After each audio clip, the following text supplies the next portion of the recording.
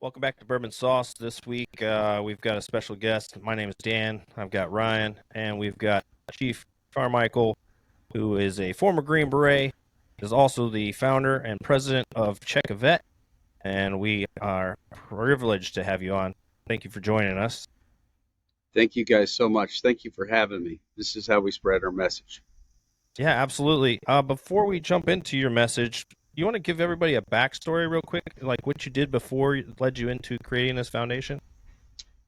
Sure. I spent 26 years in the Army. 22 of those was as a Green Beret. And then when I got out, I really was of the opinion that I had taken enough away from my family. So I didn't want to do the contracting or even, I had spent 3 years in the agency. So there was a lot of opportunities there as well. But I didn't want to take any more time away from my kids. That was enough. Yeah, So I started a fencing company. You're like, what? Fencing? Yeah, I was yeah, building fences for farmers, and if they could afford me, I would build residential stuff. And while I was doing that, I was at a friend of mine's show who's a fairly big entertainer. And in the wake of tragedy, one of the guys that was there that night, he had presented a flag to the guys, and it was a dirty flag. And to me, what that means is this flag was flown overseas for more than right. a minute. So the dirt that was on it was actually from Afghanistan. So he was a Martian Marine. And the night of the show, he got a call that the guy he raised that flag with had ended his life by suicide. Oh no. So in the wake of that, was to me, I'll say classic knee jerk reaction. Everybody's like, I'm going to do something. No, I'm going to do something. All right, let's all do something. Right. So when I retired, I was a CW4. I was the strategic plans officer for 5th Group, for 5th Special Forces Group. That's not a team. That's like one guy trusted with the long range calendar to get us from where we're at today to where Starfleet Command sees us being employed down the road. So I kind of let everybody go around the room, and I was sitting back going, all right, what do we got here? And what they came up with was a very standard model. The entertainer was like, well, I'm going to let veterans come to my show. And I'm like, okay. Another guy was hunting and fishing and NASCAR and you name it. Very individualized niche things that you would have to actually find veterans that like to fish or like to hunt or like to go to NASCAR. So it's really not for all veterans. That was really the first problem. But I let everybody go around the room. And then at the end, I was like, guys, that's pretty much the dumbest thing I ever heard of. You'll never put an impact in veteran suicide with that. There's Yeah. 18 million veterans. This was 2016. At that time, there's 22 million veterans. Are you going Yeah. to take them all hunting? Are you going to bring them all to a concert? But not only that, that's a once in a lifetime thing for most veterans Yeah. if they're lucky enough to do that. So suicide prevention is about meaningful and routine contact. It's not one time I got to do this thing and it was cool. Because if you really look at that model, because that model's out there a lot, and if you look at the model and talk to a psychiatrist or a psychologist, they'll be like, mm. So hopefully they've done their homework. And this is why it doesn't work. Hopefully they've done their homework and have actually found some veterans who are stressed out or are struggling. Um, then they'll build it up. They'll give them tickets, maybe transportation. Really, from a suicide prevention standpoint, the only thing that they did that was really suicide prevention was they gave that person something to look forward to. And the Hmm. science tells us you're less likely to hurt yourself if you have something to look forward to than you don't. Okay. Right. What about after the event? We're going to put Exactly. that we're going to put that veteran back into the same situation and environment that stressed him out to begin with, right? Yeah. So I would argue, or I would pose the question: are they better off after your event than they were before? I'll leave it to your viewers and listeners to decide. Right. So we were actually at a NASCAR race. I wasn't ever really into NASCAR, but we'll get to that. And another entertainer friend of mine came out, and I asked him, "Hey man, can you come out?" And wow, I mean, what a gift to get this guy to come and get some influence like that. So we were all standing around waiting for whatever the next thing was, and a Gold Star mom came up and started talking to us. So this guy had no idea. He didn't know. But we all got serious. Yes, ma'am. No, ma'am. Can we do anything for you? Sorry. And Absolutely. then it was like 15 minutes into the conversation, my boy just turned around, walked off, left. And I was like, That's well, kind of that's rude. no, I was like, that's weird. That's out of his character. You know what I mean? I didn't Oh, see that. okay. I didn't see that coming. And he was gone for about an hour and a half. And when he came back, he said, Mikey, I'm sorry, man. I completely lost my shit. I had no idea that we were talking to a mom that lost her son in combat. Hmm. So then he looked at me and he said, is this what we need to do to end veteran suicide or to prevent veteran suicide? You'll never end it, but we can prevent it. Yeah. I looked at him like straight in the eye, no blink. No, man, this is silliness. This will never work. I'm here. I'm part of this organization because they are helping veterans. But instead of helping thousands, tens of thousands, hundreds of thousands, they're helping a couple of guys at a time, once a week, a couple of times a week. But it's not meaningful and it's not routine. So the guy knew me well enough to say, all right, then what do you do? Yeah. And I said, bro, you have to put veteran suicide in the consciousness of Americans. And we have to do that by raising awareness to the problem. You guys can see the number behind me. We're raising some awareness just that sitting there. Yeah. You have to show people who's doing it, where they're doing it, how they're doing it, and why they're doing it. Sounds like a good beginning, right?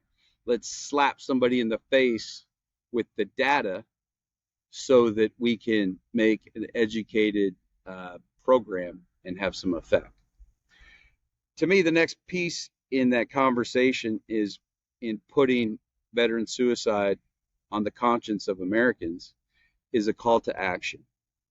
So if you guys go to Check a Vet 365 on YouTube and look through our video content there, you'll see a lot of different videos, and they're purposefully trying to educate in different ways because we're all different.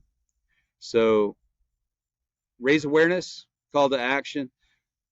Those are really important, but the most important thing that we can do is provide education on what suicide looks like, what are suicide risk factors, what are protective factors, what would you do if you came home and your veteran is in the process of ending their life. It's all on our Yeah. website, checkavet.org. So there's a little more to that backstory, but in the end, he's a big guy. He looks like he just came off of the ice of a Preds game and beat somebody's tail.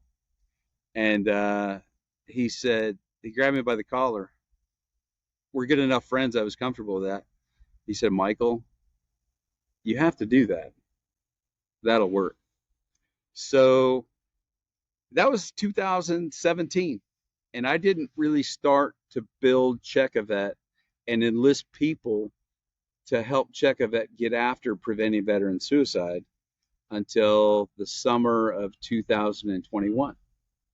So Okay. that's really the genesis of Check a Vet. That's how we went from, sometimes you can learn the most about a thing by seeing how not to do it right. You got me? Yeah. You know what I mean? So I say with that other organization, I was watching, it not done right, like having a bad NCO, ER, or NCO, or a bad boss or something. Like, man, I'm never going to be like that. So Yeah, that's how we sometimes you came gotta. about. Yeah. Uh, we forgot to cover what we were drinking because I got a little excited about jumping into this with you. Um, you want to tell everyone what you're sipping on? Sure. So I am drinking Leatherwood Snake Eater bourbon, and Nice. I'm honored to say that one of my old teammates, we did 3 tours in Iraq together. He retired a master sergeant, Andrew Lang, Hmm. Andy. Um, he got his start literally brewing hooch under his cot. So, hey, if if you're a general and you were in charge anywhere in Iraq, I guess it's too late to come after me because I'm retired. But Yeah. I was walking down the hall and I'm like, what is that smell? And I went and I found it and I was like, Andy, get in here. You better save me, son. Save me, son. Yeah. Right. I didn't care. You know what I mean? I had bigger fish to fry out in the middle of Yeah. the eastern Iraqi desert with 10 guys. You know what I Everyone's mean? got them hooch. You know what I I don't mean? care. So again, one more You time, gotta. You gotta create something to get everyone. Leatherwood Snake Eater bourbon, and he's actually got some of these that are signed by Daryl Worley. So another great American doing it. So cheers, That's you a guys. great Thank you. American. Yeah. Cheers, Cheers. Ryan. What are you sipping on? I broke out I broke into your stag bottle. Yeah, that's good stuff, man. Yeah, I waited till you weren't looking. I went to the high shelf. I had to get the Yeah, step ladder for this one, but right. it's so worth it. It is. That's like a chocolatey deliciousness to it. I love that one. It's like a. I don't know. It's glorious. Yeah, in a it's just bottle. really good. I decided to do something in honor of the Green Berets out there. I busted out a Johnny Walker Green label, just because of the color of the green label is about the same color as the beret that you guys rock historically. So, in honor of Green Berets out there that we've lost in to suicide or to war, I tip my glass and raise it to those guys out there, and then hopefully your foundation is going to help prevent loss of any future ones. So, to those that we've lost and to those that we still have today. Cheers. Cheers. Thank you for that. Sincerely. Absolutely. So you think the genesis of your organization you've started, the foundation there, you believe that you're going to be able to have a better effect on prevention and education than some of these other organizations that are out there currently today? Are you paying attention? Absolutely. Because our model's different. Our model's different. Yeah. What makes Check-A-Vet unique? It's our targeted demographic. Everybody else, or I can't say everybody else, most of the other organizations are targeting just the veteran. Okay. They're Hmm. targeting veterans who are in distress. What makes us different is we target the base of support around a veteran. So think about it. Neighbors, friends, family members, coworkers. We all have a veteran in our life somewhere. You shouldn't have to look too far if you're paying attention. So if we build a base of Right. support of people who care about that veteran 24/7, they're always there. Um, that's really what makes us different. One, but two, what we have coming out now, cutting edge, is different from what we have been doing. What we have been doing are those three things at the national and regional level: raise awareness to veteran suicide, call to action Americans to have a meaningful and routine part in veterans' life, but then educate, educate, educate so we can help a veteran from hurting themselves. That's what we've been doing. What we're also working on right now is a free, anonymous program for veterans who are struggling and veterans who aren't struggling. It's going to look like an Alcoholics Anonymous meeting. That is the classic Yeah. peer-to-peer support group. People change Right. their lives. They schedule everything that they've got around an AA meeting. It's been going on since the 30s. It must work. Now, I won't tolerate anybody saying, this is just going to be another 12-step program, because it's not. With this idea, Checovet was able to draw the attention of 5 PhDs that span psychiatry, psychology, and mental health counseling. All PhDs. One That was the was dean. my other question. Yeah. Yeah. One was the dean of her college. I mean, she was good, but she must have been really good if they made her the dean. We got another head. He's the head of the department at Murray State, and I would like to thank Murray State because 4 of the 5 of those PhDs come from Murray State. But so we've got the brains. I didn't want it to be Michael and Bubba and Chuck. Like, hey guys, follow me. We're going to go prevent veteran suicide. So I learned in the Army, you have to surround yourself with subject matter experts and people who are smarter than you. So I was actually humbled to tears by the first guy that came on our board, and that's Chris Miller. Chris Miller, 20 years ago, was my very first battalion commander when I was a young warrant officer coming out of the course. I don't know what it was, but he liked me and I liked him, and we always had a great relationship. I literally walked 100 miles for him in 2 50-mile installments, and I would do it again if I could maybe finish it. I don't know if I could, but I was in Arlington. One of my teammates passed. So if your knees will hold up these days, I don't care, man. The most important muscle you need is this one right here. That's your heart, right? So heart. That's right. I was out in Arlington.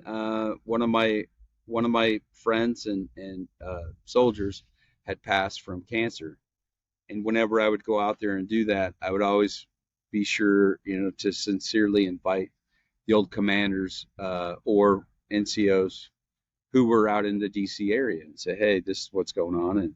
And Chris was, Mike's commander as well, but he couldn't come. But he asked me, he said, well, what are you into? This is all over text.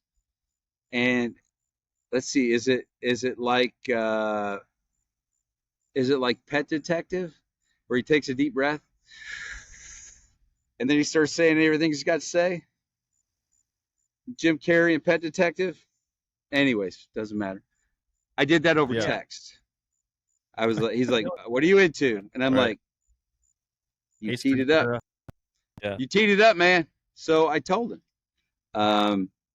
So the first guy was an entertainer, and then at the time, what really sparked it and made me think, yeah, I have to do this.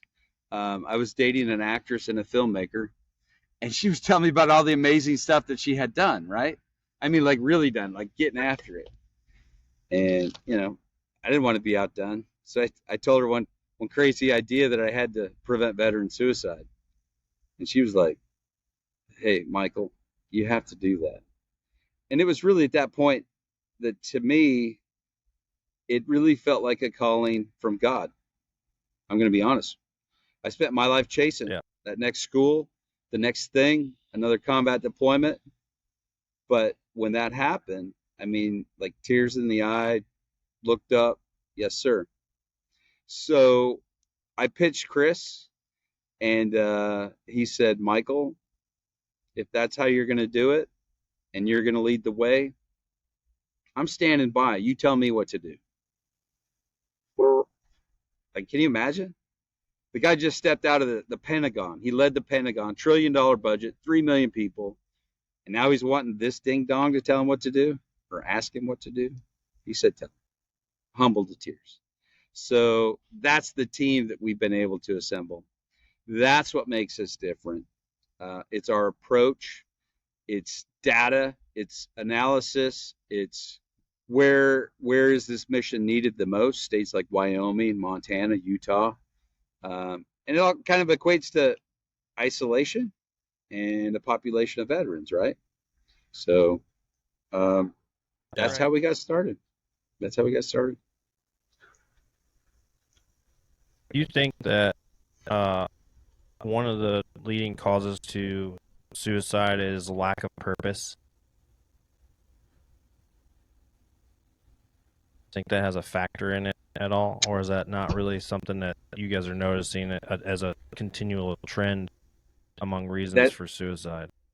that is in that vernacular. That is in the speak of veteran suicide, isn't it? I got out. I lost my identity. What was my identity? Yeah. I was the Green Beret for 22 years. I must have had the confidence of my commanders. Otherwise, I would have never been able to do 11 tours in combat. They let me do that. They could have said no anytime. If I didn't have their confidence, they would have said no. Mm. And the confidence of my guys. And then Right. near the end of my career, I never left. I never moved from Fort Cam. I lived out in Dover, but I was actually pulled out of the Army and was branch detailed to the CIA. So think about those little things that fell upon this stifled guy. Like, why am I getting to do all this stuff? I was humbled and I was amazed, but I would never jeopardize the trust of somebody who put me there. Go from that to putting a dent in your bed. Yeah, I lost identity. To talk to your question, yeah, I lost my purpose. But you guys are soldiers and you guys are veterans, right? Think about this. Yeah. Yep. I say, in my opinion, I love to use that because there's no wrong answer afterwards. It's my opinion. So, in my opinion, what's worse than a loss of identity and a loss of purpose is the loss of that camaraderie, right? Those guys and Yep. gals to the That's left a big and one. right. I say that loss of camaraderie is at least 2/3 of the problem because you don't have anybody looking after you. Yeah. And you don't have anybody looking after, you're Right. not looking after anybody. You're no longer part of something much larger than yourself. So, yes, I agree that loss of purpose is part of it. But I think a bigger part of it is that loss of camaraderie. And that's where this Battle Buddy program, that is the peer-to-peer support group for veterans. And one thing I forgot, I didn't even talk to it. Go back to what is our targeted demographic? It's civilians, right? 350 million of them. They can Right. cover down on 18 million veterans. Mm-hmm. So yeah, I want to have an AA style meeting for veterans, and it's not just about suffering. That'll be covered in the meetings. I don't want people to not come because it's like, why are you going to the crazy suicide meeting? No, it's about that camaraderie. Right. Seriously, right? Think about it. Yeah. Hey man, I saw your A lot truck of people parked don't over talk at the. about the dark side of the. That's right.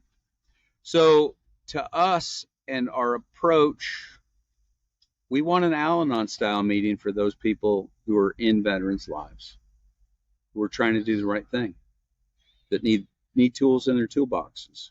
They need their own support group. They need Oh, that's a absolutely true. they need to phone a friend. So that's it. That's where we're at.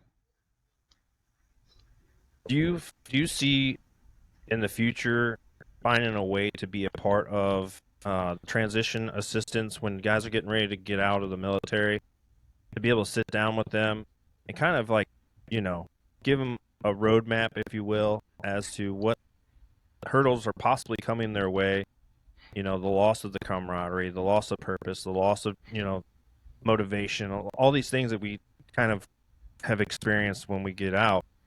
Are you hoping to be able to talk with, whether it's Army, Navy, Marines, whatever, and be a part of that transition? Is that something you see in your roadmap for your organization in the future, or? Dan, I love you, buddy, but that was so 2 years ago. We pitched this program to Oh, HRC, okay. and they loved it. And then I really hope somebody from the Fort Campbell transition office is going to watch this because I'm fixing to dime you out. So HRC loved it. And my pitch was, Good. when is there a better time to raise awareness to veteran suicide with veterans than before they become veterans? I said, I don't want to Yes. change your program. I want to go back to your program, because it was 2015 when I went through the program. I said, send me back through. We have an amazing team of people that have put together an amazing program. I'll collect, I want to see what you're doing, analyze it and collect the data, but then I want to offer you what we're doing. And the Fort Campbell, Kentucky transition office answered my phone like twice. They were answering emails, and I actually got to talk to a gal twice. And in my opinion, I think that lady thought that we were there to compete for resources. And very tragically, I find so many roadblocks. And when I try to analyze, like, why would they not do this? They thought we wanted to take their money. That's a huge thing. How terrible is that? It's a huge thing. People thinking you're constantly trying to take stuff from them. Well, yeah, they know that there's limited resources and funding when it comes from federal funding, right? And they're looking at you as somebody that's going to be stealing from the resources that they're allocated as, you know. But rather than take something that can actually that can be benefit added, you're going to allow us as veterans or other veterans to suffer because you're worried about losing a couple of bucks worth of resources because there's something else that actually came on, or a desk because something else came on the table that is working and is beneficial. Yeah. Guys, you're brilliant. The organizations that are working hand in hand with you. You mentioned HRC is working with you. That was a phone call. Who that else was an email. Me floating them the idea. Hey, what do you think about this? But to talk in that DoD wheelhouse, not only did we consider that, and I still want to do that. I'll give it to them. You know what I mean? We're going to build it. We'll let them have it. You can even take the Checovet name off of it. I don't care. Take it. If it works, take it. Use it. Save veterans' lives. That's what matters. But not only did we go back to the point where a soldier becomes a veteran, I wanted to take it all the way back to MEPS.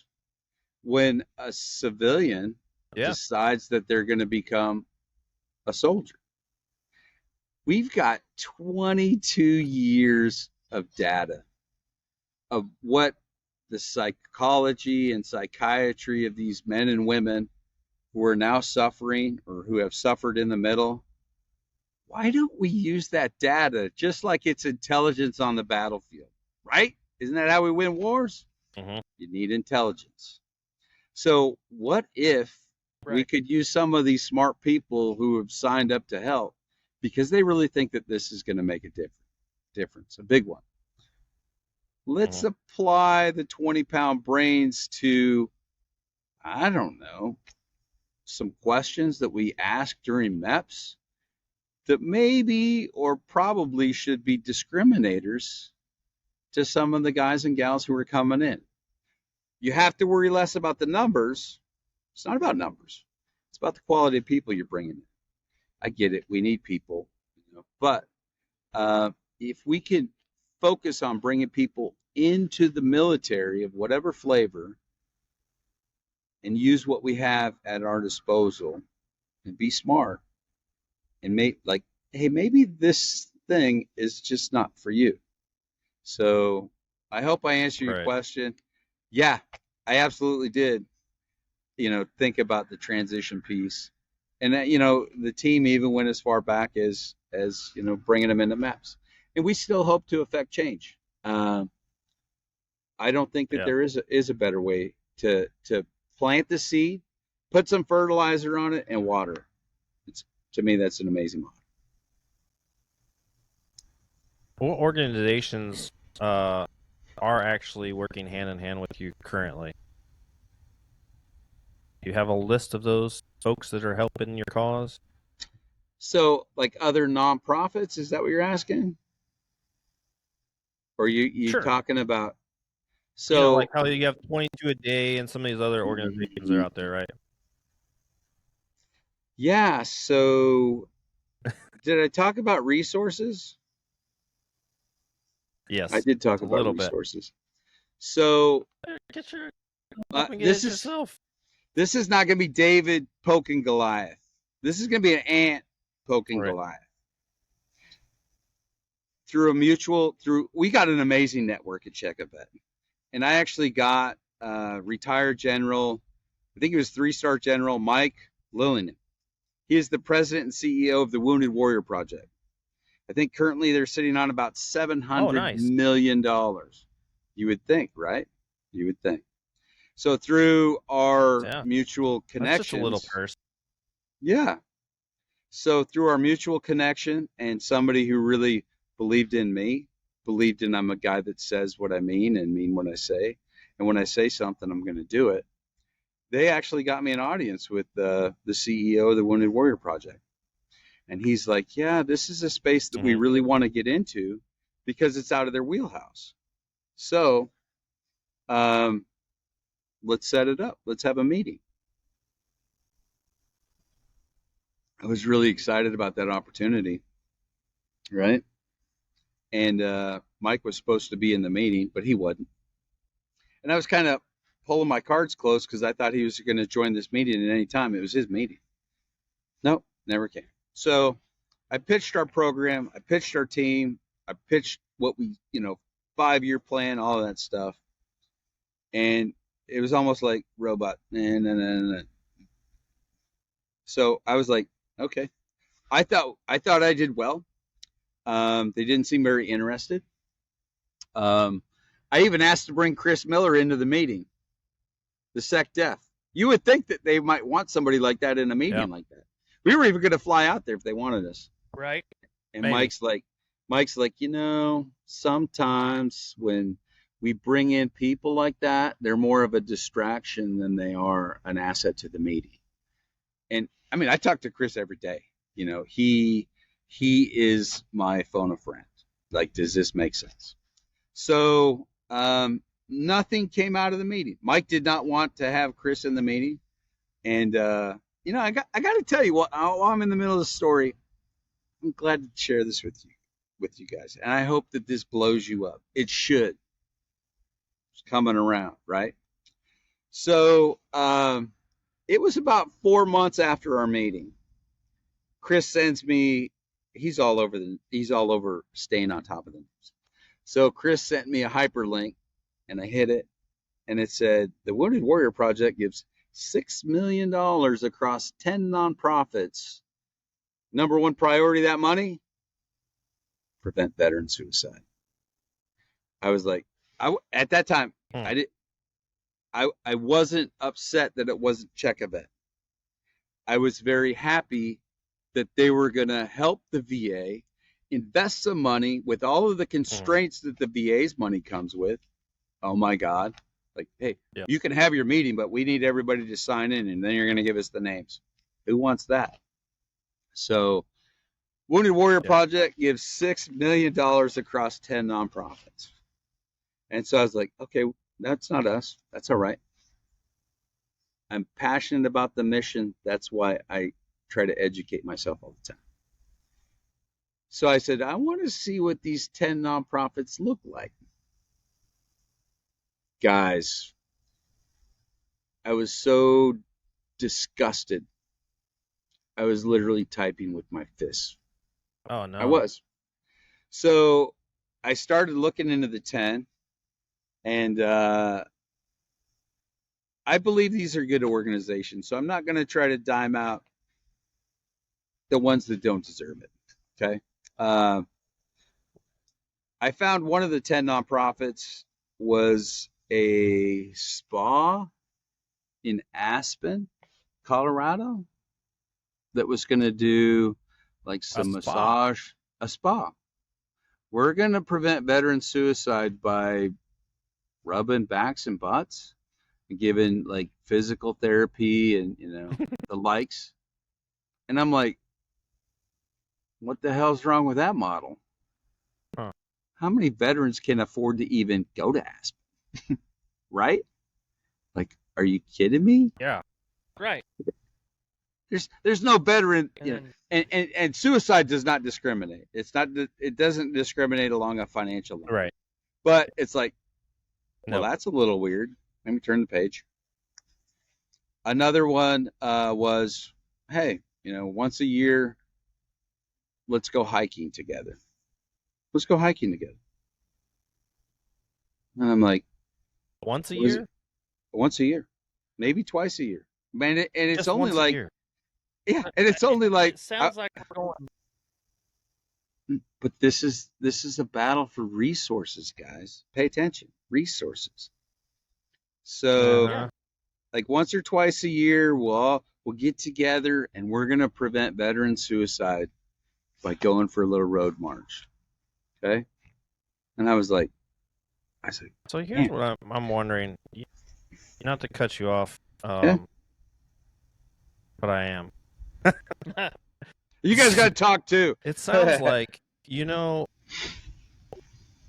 when there's lobbyists out there and there's special interest groups, it's almost like that's kind of what's going on. That these 10 nonprofits are being funded almost as like a quid pro quo, like, hey, we'll give you guys money, but we want access to your facilities, unlimited, and it's like something unspoken about, but yet they're gonna still end up with the funding to say that they're doing suicide prevention, and it's one day or one time a year. Like, how effective is that really gonna be? But that's where I want to key back on Chief's point of how he talked about when he was researching all this.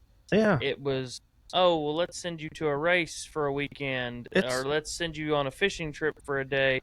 But then at the end of it, you're right back where you started, right. with no resources, no network. So Nothing. you dump $6 million into That's these a other poor investment. organizations to get one day or a weekend out of something, and then you go right back to where you began. That is such a shit investment, and I like the Wounded Warrior Foundation and what they stood for or stand for, but there's so many better organizations out there that are doing more superior things for veterans. Like, I've got a buddy who, I don't know if you know about the Irreverent Warriors, and Yeah, they're all over the place, and they're constantly doing hikes throughout. they go hiking with veterans once a year. Are you paying attention, Dan? I wasn't gonna dime them out. Well, they go in different cities, right? But so they're constantly spreading that message, right? Look And at their yes, it is calendar. once a year in How that many city. times do they go to Nashville a year? Yeah, you're right. Again, it's once a year in that city, which sucks. But they do at least not help enough. you establish in that one event. There's that small network of chance that you meet other like-minded veterans. And I think that's what their hope is for these other ones too, is like that once a year, they're hoping you're going to latch on to other veterans and then you guys are going to create your own little bond. But how effective is that going to be in the long run? In my opinion, Because again, like you're saying, they're not giving them the tools, the psychological tools or soft skills tools that they are coping lacking, skills, that they a desperately base of need. support. It's a base of I'm support. literally sitting there loading my gun now. Like I'm Yeah. loading the question. Oh, just wait. Now I'm going to get to the thing, the nonprofit that made me type with my fists. We're not even there yet. Okay. Okay. One of those 10 nonprofits, I want you guys to like clear your mind and just open your brain up to like whatever I'm going to say next could be the answer. One of those 10 nonprofits was a bakery that said they're going to prevent veteran suicide by making cookies and cupcakes with veterans. Does that make you not want to put your gun in your mouth? I like Otis Spunkmeyer. Like, so when I read that, I don't get to learn to bake. Here's a cookie. Would that help? Yeah. So it was at that point. I spent 22 years, and I don't mean to offend anybody, but literally my job was to help the innocent, protect my brothers and sisters by breaking shit and hurting people, right? So when I read about this bakery, the first thing that I thought was, which general's wife owns a bakery? Because Right. she just got $600,000. Okay. Yeah. 600,000. So I tried to be smart. I tried to be strategic, and I was so mad. And Chris Miller knows how passionate I am, and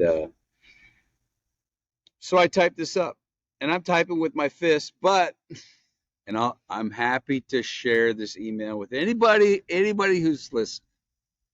And I really hope that this blows you guys up, because I haven't shared this story with anybody else.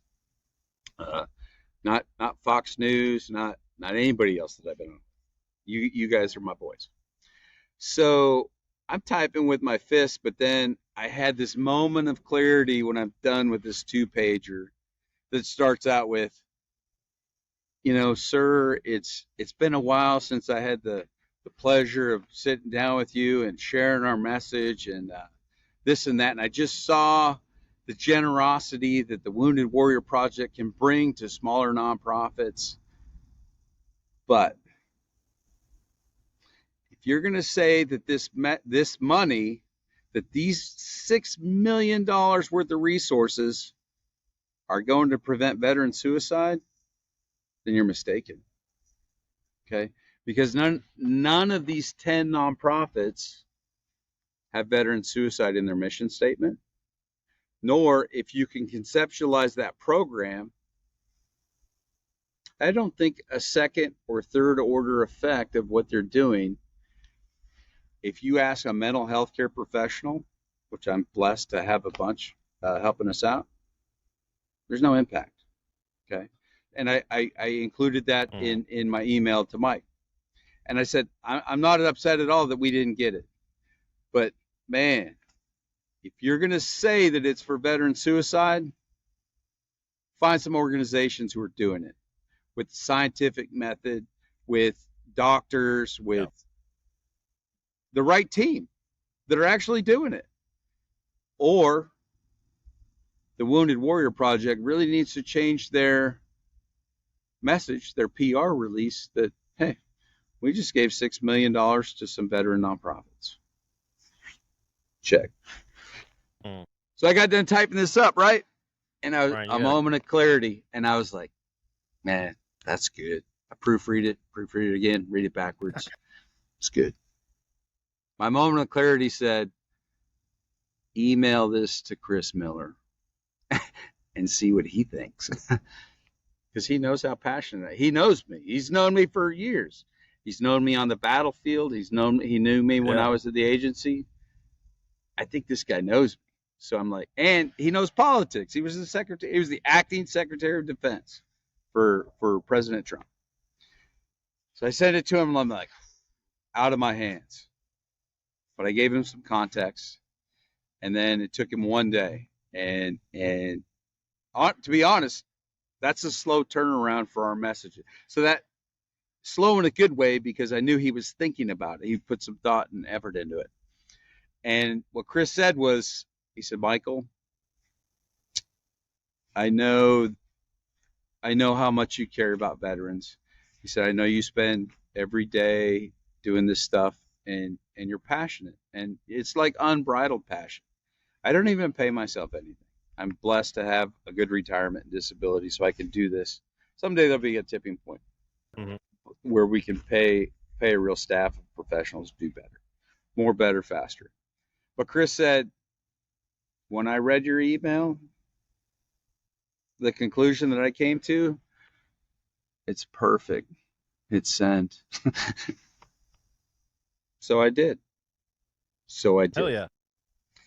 But trying to be strategic about stuff, I made a big mistake. Guys. I sent that email out on a Friday at 5:30 Fort Campbell time. 6:30 Washington, D.C. time. As soon as I hit send, I was like, oh, they're gone. God, I'm a dummy. This is going to be buried under so much stuff by Monday morning, right? He's not checking his email. Yeah. Right. Only he did. Yeah. He did. And he emailed me back at 9:30 our time, so 10:30 DC time. What do you think he said? I want to know what you guys think he said about me. It was probably somewhere along the lines of, we should have a sit down. Ryan, what do you think? I would think that your program just wasn't in line with what they were looking for. Ryan, no. Dan, kinda. So he actually apologized. He said, "Hey, man, Yeah. Okay, well that's nice. he apologized. He's like, we give out 6 million. He said 6 million is 5% of what they're bringing in a year. You do the math. So, Yeah. but there's so many organizations coming to get the money. The process is exhaustive, blah, blah, blah, blah, blah. But he's like, you're right. You're right. So then he CC'd, I think it was their COO or their chief of bringing other nonprofits on board and helping them out. And what he told her, I think it was her, was, I want to sign Chekovett up for round 2 of our grants.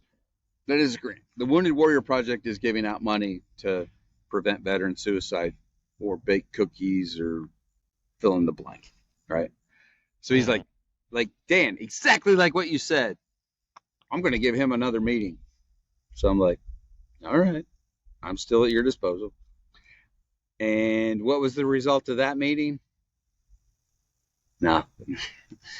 like, hey, I really like what you're doing. So sad. Yeah, I really like what you're doing. So this year, we really like what you're doing, but we're just not interested in putting some of our money in. Right. But man, a friend of mine owns this bakery, and man, it's fucking good shit. Like, seriously. So, and guys, this is open source. Don't take my word for it. Go back to last year's press release. It was about August, September. Right. Please call me out. Prove to yourself that this ding dong right here is correct. So nothing happened. Right. But we're having a big year. We're having a big year, and one of the most humbling things that happened for me was the Kentucky State Legislature reached out, and they were having a committee on suicide, service members, and equally important, first responder suicide prevention. It's like, hey man, we heard there's a ding dong out in Murray, Kentucky. We want this ding dong to come to Frankfurt. We want him to talk to us. So they reached out, and I said, nice. I'm humbled by this invitation, and respectfully, I got one request. I want to go last. I want to see what these other guys are saying. There was only 2 other guys. There was the VA and 2 other nonprofits. So, the VA is. Yep. Yeah. I'm happy. Disgustingly so, the VA was actually using data from as old as, if I remember correctly, 2014. Are you kidding me? Good Wow. These guys are holding all the data. Super accurate. They got everything. Like, give me the Veteran Crisis Line Center data. I want to know who's calling and what counties, so I can do some analysis and look at the surrounding counties, like figure it out. How many attempts? How many suicides? The VA is literally briefing the Kentucky State Legislature with data that's so old it's no longer relevant. And I'll never forget. It was I think it was a senator from Frankfurt. She's like, okay, I got it. And hey, open source, you can go and watch the legislature committee brief. She said, all right, I got it. I just need some context. What's the civilian suicide rate? And the state Veterans Administration representatives looked that senator in the eye, and they looked at each other and they're like, I don't know. Like, are you kidding me? Are you kidding me? How do you They don't how do you know. expect to do something if you don't even know how bad your problem is compared to the civilians? So one of the reasons why I wanted to go Well, last I is think I wanted to answer all of these questions that the people who were briefing couldn't. Yeah. So I ended up talking to the legislature.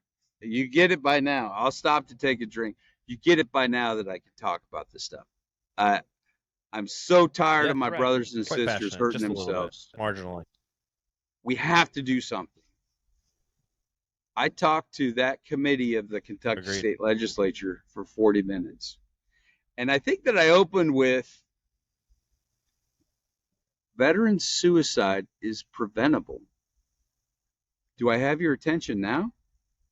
You just heard all these other guys. I'm gonna share with you how we can prevent veteran suicide. And then in that speech, I think it was the first time that I introduced this idea, because people have to really think that they're on a winnable campaign, right? If we're going to do something that's impossible, like why bother? So in there, I said suicide. Pay attention. Suicide's not the problem. What? What did he just say? Suicide is a symptom of the problem. Think about that. Yeah. Right? It's a symptom. If you were treating a medical condition, suicide's not the problem. It's a symptom of the problem. The problem is whatever is stressing that person, because this is going to be for everybody once we pull the camouflage off. It's whatever's stressing that person out so much that they're willing to, that they want to end their life to make that pain stop. I said, you got to treat that as the problem. Does that make sense? That is what we call in the suicide prevention business upstream risk. You all right over there? You okay? Getting a little close to home right now. Mm-hmm. Yeah, we're hitting a little Hey. close to home right now. Ryan, did you come out to Bristol? Mhm. Hey, Yeah. everybody's like, yeah, I want to come to a NASCAR race with you guys. And I'm like, you can, but you won't like it. It's tears. It's hugs. It's terrible, man. It's tough stuff. Well, I think the problem is most people, especially men, Sorry, bro. we're taught to bury our Sorry, feelings. not sorry. You know what I mean? No, you're good. No. I don't need. No. 100%.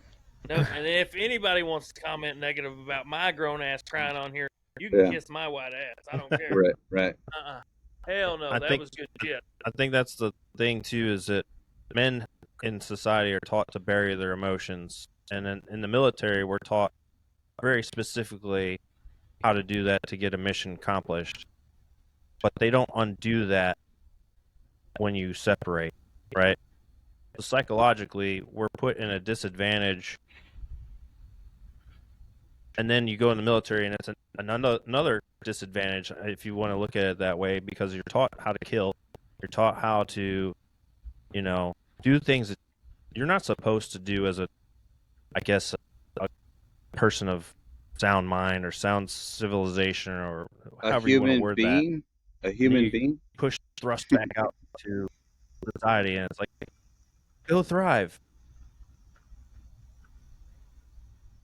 It doesn't work that way. It doesn't work that way. That's why I think, again, the loss of camaraderie, the loss of purpose, all those things, and then that psychological factor that, that's why I like you guys, is because you do have the psychologists there to help educate and equip guys and gals with methods to put the gun down. You know what I mean? Mm-hmm. I just did a social media post yesterday. It started out with a video. I'm filming my rooster. Like, okay, man, what is this one going to be about? And so I'm filming my rooster, and I said, by now it should be common knowledge that veterans are at least twice as at risk of hurting themselves and ending their life by suicide as their civilian counterparts. But Mhm. if you have something that needs your care, if you have something that needs your attention, if you have something that's going to make your ass get out of bed and go take care of it, you're half as likely to hurt yourself. That's not my opinion. Mhm.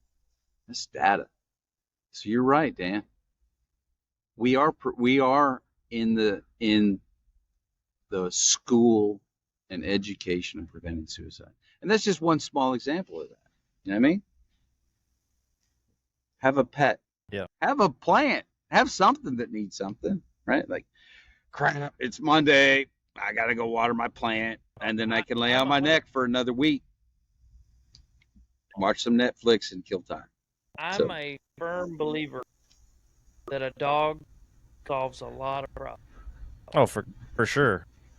This little ball of fur is a godsend, even though I didn't want him. He's definitely saved me in many ways. You didn't have a choice. He chose you. Yeah, he really did. Was there But a process? He's been a good pup. Was there a process that you guys went through to match you up to that dog? So I had basically what happened is my dogs had a litter of pups while I was deployed. Okay. So Okay. my female tends to do this in protest. Every time I'm gone, she gets pregnant. So she got. As long as it's not your wife getting so I had a pregnant while litter you're of gone. pups. I'm divorced, so that doesn't matter. So Sorry. I went through so when I came back, had this litter of pups, and I'm not a breeder, right? So I'm very adamant, like, you have to come interact with these puppies. I have to see how you are with them before I'm even going to contemplate selling you one or letting one Okay. go home with you, right? Gotcha. And then, like, huge contracts. I had visitations for a year, all kinds of stuff, to ensure the safety of these animals, right? Well, people would come look at the dogs, and like some of the pups were like, "Yeah, we're good," and go to the other side of the whelping box, away from the people. And I'm like, "Yeah, I'm not gonna sell you one, right?" So slowly Good. start dwindling down the puppies. This litter, oh God, I think 90% of this one litter Roxy and Tank had went to either active military or veterans. And then Thor, which is the one Dan has, was the one that was left, right? And it wasn't because nobody wanted him. It was because I could see how he interacted with every single person that had anything to do with him. He was just not interested. He's like, yeah, whatever. So Dan comes into town, and the next thing you know, Thor's jumping around. Thor's biting on his shoes. Thor's chasing him around the house. Thor's like genuinely interested in this person. And I'm like, that's your dog. And he's like, I don't need a dog. I don't want a dog. My mom's like, that's your dog. My stepdad's like, that's your dog. My sister's like, that's your dog. He's like, not my dog. Fast forward a month and a half later, that's his dog. Yeah. So I've had dogs my entire life, and they're just, dogs and children are a naturally good judge of character. Dogs especially. And I believe dogs pick their people. You just have to pay attention, which a lot of people don't. Just like people don't pay attention to veterans a lot of times. You have to be willing to take the time to pay attention. Yeah, you gotta get to know those people Right? around you. Same as dogs. There's so many great organizations out there as far as that I've interacted with, getting dogs to veterans and stuff. I used to donate for years to, and I don't even know if they're still out anymore, but it was Canine Angels for Veterans. And that was their sole purpose, was getting dogs for veterans. I gotta walk him. Speaking of, I'll take a 5-minute break, if you will. You and Ryan can chat while I take the dog out. All right. Okay. You can stay on. All right. All right. So yeah. No, and very respectfully, I'll talk to Dan when he comes back, but I asked that because that other nonprofit that I was in started like as if NASCAR, hunting and fishing and Right. concerts, like it. They started to do dogs, and I'm like, you have to stick with whatever your mission statement is, and nowhere in our mission statement is dogs, right? Right. So, in my opinion, dogs, equine therapy, housing. Um, there's so many veteran nonprofits that are needed in the community level, in every community. Dogs is one of them. It's a real cornerstone. Oh, 100%. But we don't compete with any of that. And if you think about that model of Right. equine dogs housing, they're not meaning to, but they're all discriminating against who they're helping. Because if you're a veteran nonprofit that does dogs, you're only going to get clients, you're only going to get veterans that like dogs come through your door, right? So it's important that your True. mission and But message is for everybody. see, Does that make sense? I look at it this way, right? Too. It does make sense, but on that note, I have it like almost like a double-edged sword or two sides to a coin, right? I see you as that mediator, kind of, that I'm directs, that helps those veterans with the suicide prevention, but in turn, you are a dog person. Well, this agency can help with that, and they're more centralized, more focused on the dogs, so they understand the training or how dogs are and interacting with people and getting them matched with the right dog, right? Because they're such a niche. Whereas That's you are right. we're here to prevent suicide, but you can facilitate introducing them to those other programs that benefit that individual. That's right. Because You're essentially, unlike the from Wounded my Warrior perspective, Project, you're like the we're gateway. trying to we're trying to collaborate. I want to work with all of the nonprofits, Right. figure out what they do, and then when I find a veteran in need, and this is at the micro level, and this is not where I need to be, but it's where I always find Yeah. myself because I care so much about us, our brothers and sisters. When I find somebody, I'm like, all right, stop. Who can do what they need? And I do exactly what you're talking about, Ryan. Right. And but like like Yes. and there's nothing more important than that to me at that time. But then kind of like if I spend a whole day doing that, and there's only 7 days in a week, and most of the, ask my wife, Right. most times I work 7 days a week with a smile on my face for free. But I'm like, how do I need to be spending my time? I need to be spending my time building programs that will look after a region of veterans or a state of veterans. Like I'm working right now on programs in Montana, second worst state. So will I Right. jump down the rabbit hole to help somebody? Every time. But what we need is help for everybody. And my question to Dan wasn't Correct. pointed and it wasn't meant to be off putting.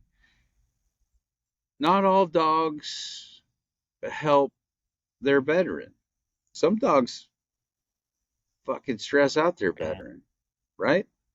If there's not a process, Mm-hmm. and I understand this is a bro hooking a bro up with a dog. I love that, right? But if you're in the professional, dog veteran service dog industry, man, I really hope you're doing your homework and due diligence and make sure that this dog is the right dog for that veteran. That's all I was going for, Dan. I wasn't trying to be, you know, I wasn't trying to be shitty or anything, Oh but no, that's 100%. all I was A asking. dog is not for everyone. Yeah, I had another dog before Thor. Uh, Early on when I first separated from the military, and that dog gave me worse anxiety than not. even though he was a very affectionate dog, he was just his personal anxiety in that dog was making my anxiety worse. And I was like, I can't keep this dog. Like, this dog is not the one for me. But Thor, he's got his little anxious moments, but it's normally when he's got to go out. And he's Right. vocal when he needs food or he wants to go out. Otherwise, he's chill. He's affectionate. He alerts when he needs to alert. But otherwise, he's a pretty good dog. Until I come over and he smells his mom on me, and then he's a psycho. Yeah, and then he's just like, "Oh, I want to go play with my mom. Where's my mom?" Mm-hmm. Like any other little kid. But Yep. So didn't you let have me- a question So, you had? yes. Let me- So can we I've take had this back? question loaded. Oh, go ahead. I wanted to take it back and finish the Kentucky legislature and Wounded Warrior Project.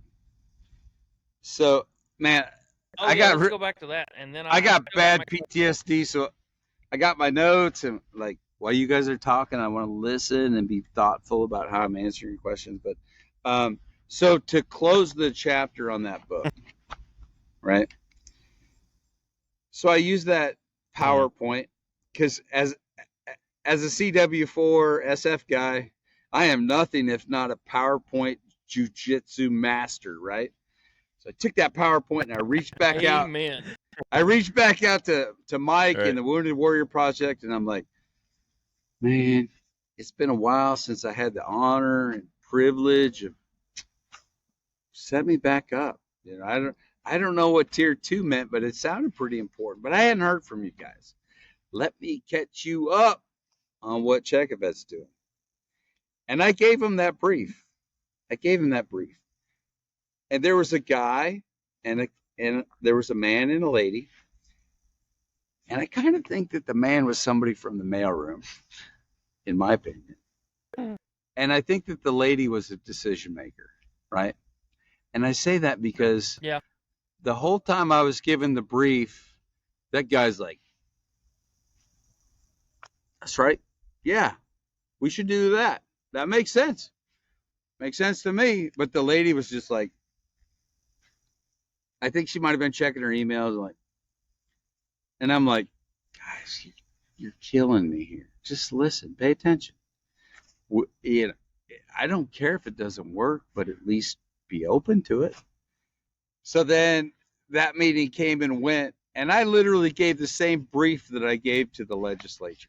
And at the end of that legislative brief, Walker Thomas, who was, the chairman of that legislative committee, everybody was trying to go and get some Walker Thomas, right? This is my time to get it. I don't know why, but Walker Thomas beelined it to this ding dong right here. Because what I said mattered to him. But it didn't matter to the Wounded Warrior Project. And there's a lot of people, probably Chris Miller and people on my board, like, man, we might have got some money out of them. But you know what? I would rather have money from an organization like, I don't know, say, the Black Rifle Coffee Company, who not only is successful, but they are successfully putting service members, veterans, and first responders first. Right? How honorable is that? Yep. You know what I mean? I don't want to work with the VA. It's sabotaging to my mission. I want to give veterans a place to come for that camaraderie, anonymity, and help when they need it. Sponsorship, right? That's what I want. I don't want to work with an organization who made me feel like I like your idea, but I want your idea to be my idea. So I'm going to give you money. And Mike, I'm talking about the Wounded Warrior Project right now. Sorry, not sorry. You know what I mean? I want somebody who's in it for the right reasons and in the right way. Right? Right. Let me share something with you. I didn't look today. I haven't looked Yeah, in the you last don't want month. them in it because they want to exploit their own brand. Is this a PR release, or do you really care like the Black Rifle Coffee Company does, like Checovet does? Right. Man, Yeah. give me somebody who cares, because one of my saddest lessons learned, like I get this from some people, like, Michael, you've been doing this for 2.5 years. You grind. You're always doing this. What have you learned? Sadly, what I've learned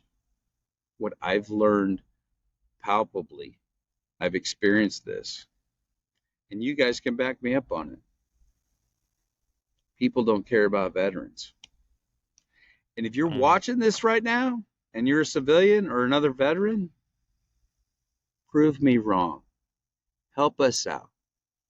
Start to care about your veteran. It'll make a difference to that person. And who the hell deserves it more? Who deserves it more? Good luck finding them. It's our brothers and sisters, right? Yeah. So, Yeah, for sure. What became military and first responder, for sure.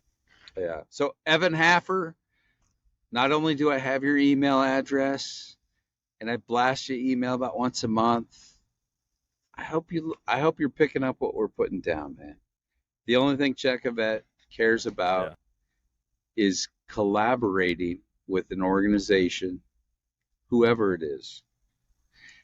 It's like a goalie in the NHL. Let's throw the gloves off on the ice, skate across the other goalie, and make a difference. Let's beat some veteran suicide ass, right?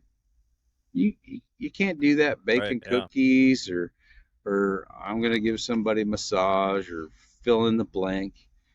You need subject matter experts. You need smart people. And I'm going to share with you what I share with all of the smart people that are on my team. One, I like to share what my degree is in with these people because it's so far out of the wheelhouse. Like the first time I say it, they're like they don't say, why am I listening to you? Because they hear what I'm saying. They know why they're listening. Guys, my degree is in high school. What? Everything I learned about veteran suicide, I learned because I wanted to. I need to. To do a good job at this job, I'm back in college. I'm 52 years old. I don't need to be back in college. But the other thing, I've heard it from several other nonprofit leaders. This might make me cry, so be aware. They're like, you really need to be careful who you bring onto your board because they can fire you. Right? The second person to come onto my board she was the psychiatric mental health nurse practitioner, Faye Grund. She was the dean of Ashland University College. She wrote the chapter in nursing books on, I don't know, let's say suicide prevention and mental health for nurses. Sounds like a subject matter expert to me. Right. She was the second person I asked, and she said, Michael, I'll join your team and I'll do this under one condition. You fire me when you find somebody better. Right? Wow. Yeah. That's kudos to her. I want She's them able to to set fire her me. ego aside for the cause. You know what I mean? I ask everybody I bring on board, fire me. Find somebody better at this than me. I'm not doing a good job, man. Seriously. Yeah. It's the That's mission. Passion, you know? It's the mission. It's not me. Yeah. Guys, this ain't even what I want to be doing. I'm retired. I want to be sailing my boat around the world right now. Doesn't matter. with all my friends. Yeah, but like You get it, right? you had a greater cause. It was I have a thrust on you. calling. Yep. I have a calling. Greater cause. I'm very sincere about that. I tried to do Checovet for 2 years without me. I wanted somebody to have to like dig into like the articles of incorporation. Like, who is this ding dong? Who's doing this? Because I see a lot of nonprofits become about the person who's doing it. But the reality of it is you have to find somebody. And I say I got this much credibility left, right? So you have to find somebody with a little credibility, a little street cred, who cares and is willing to sacrifice everything that they do to their mission. And I would love to Tom Sawyer somebody else had done this job who really could do a better job. I'll always be the founder of Checovet, and that's great. I hope to be impactful and do something for our brothers and sisters, but find somebody better, man. Seriously. Yeah, until that person comes along, keep slugging because you're doing a bang up job so far. So I mean, fuck, must be doing something right if you're pissing off some of these other organizations that feel threatened instead of seeing it as a chance for collaboration to actually make a difference, which is more frustrating when you think about it. Like you said, they're all worried about their piece of the pie instead of just saying, yeah, let's fucking figure this out together. Because if everyone pooled their resources together, do you know how fast this fucking problem could be solved? No, it won't happen. And it's like, why? Well, for why? Why would you not want to solve this? Because a lot of them, this is my opinion, a lot of them don't really care. Or are they worried that once the problem's solved, they don't have a fucking purpose anymore? They're not truly invested. Because if you're truly invested, you're there to help the people. You're not there. Well, because once I help the people, soapbox for that. We don't want to do that. But what I'm getting at is once you've addressed it, and you've got stuff facilitating it. Yeah. Oh, now you're taking away from other people. Well, yeah. What question did you have? You said you had one in the chamber there. I've had this one locked and loaded. So I hope I do good. The largest county in the state of Kentucky, land-wise. Okay. Knox County, yeah. Knox County, Kentucky is the largest state in Kentucky, land-wise. Has a much smaller population. But per capita of that population, it is one of the largest, if not largest, counties in the state with veterans per capita. So, civilian to veteran ratio, it has one of the largest in the state of Kentucky. What's your question? So, you're in the middle of nowhere, right? Mm. Ain't none of these other organizations reach out to help those people there. Like, it's local veterans helping local veterans fighting to take care of each other, right? But just from the people I know there and just from me going to the race and one of the veterans going with me, like, this conversation has come up several times now. Like, I've had several text messages of like, hey, when does this interview drop, right? So I have that county of people waiting for this interview, right? Because now they have questions. They're curious. They want to know what Checovet is all about, right? So what's your question? So that's my question. Or I guess it wasn't a question. It was more of a statement. Ryan, Checovet brings more to the table than these other organizations. I know what you're asking, Ryan. And I'm so excited to share the answer with you. Okay. You see these national level nonprofits, and I'm not saying good, bad, or indifferent. I'm just saying the model of national level nonprofits is to take Knox County and put a straw in it and suck out their resources, right? American Cancer Society. Yep. The Red Cross, American Heart Association, Wounded Warrior Projects. Okay? They put their straw in to your county, to your community, all across the nation. and they suck out hard-earned men and women who care about whatever cause that they have, and then they spend your money somewhere else. I'm not like that. How's this for a promise? And I love so far I'm batting 1,000. When somebody comes to me and says, hey, what does Check a Vet need? Man, I'm always robbing Peter to pay Paul. Wounded Warrior Project right now, I think they're sitting on about $700 million. That's people that gave their hard-earned money to them to help wounded warriors. Check a Vet right now, after getting us to Charlotte, North Carolina for the Robo 400, I think we have in the bank right now about $3,500. Why? When I tell somebody I'm going to do something with their money, I do it. When I get money from a community, like I'm getting money from Helena, Montana, and a wonderful collection of real estate agents, I'm investing it in their community. You give me money, I'm going to spend it on your veterans. I'm going to spend it on keeping your veterans safe. What? That's not good business. I don't care. If I was a good business person, I guess I might have more than $3,500 in the bank. I want to make a difference. I want to make a difference. Yeah.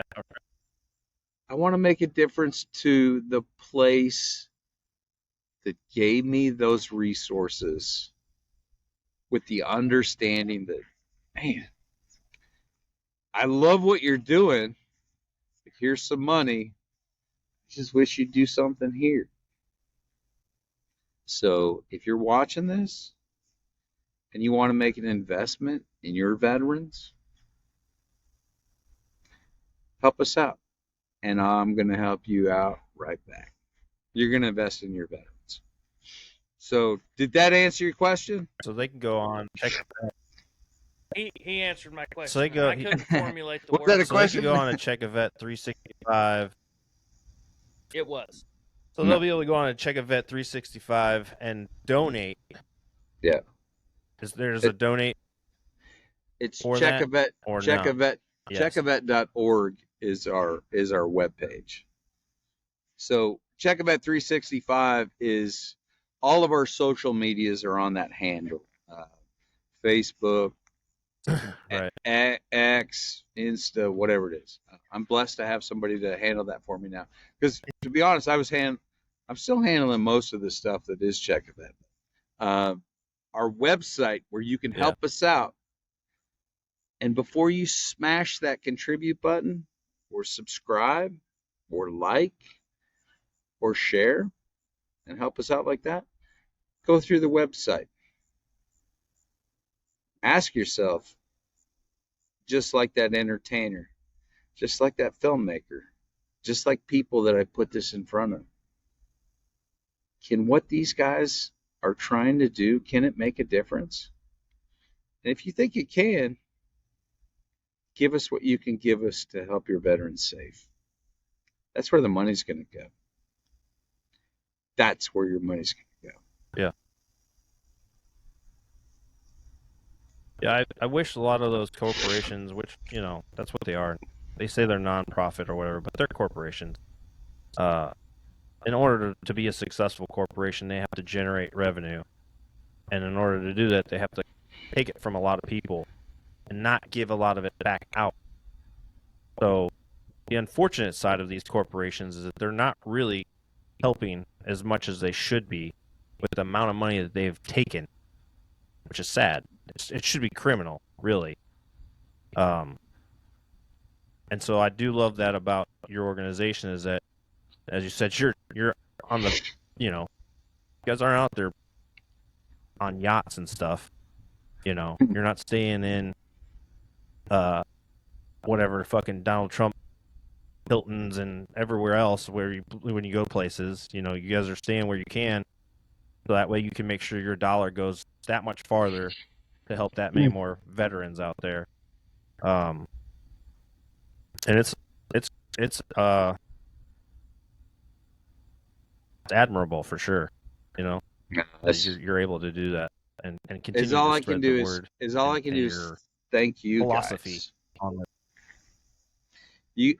You guys are helping me do the first part of what we have to do: raise awareness, put veteran suicide on the conscience of your listeners.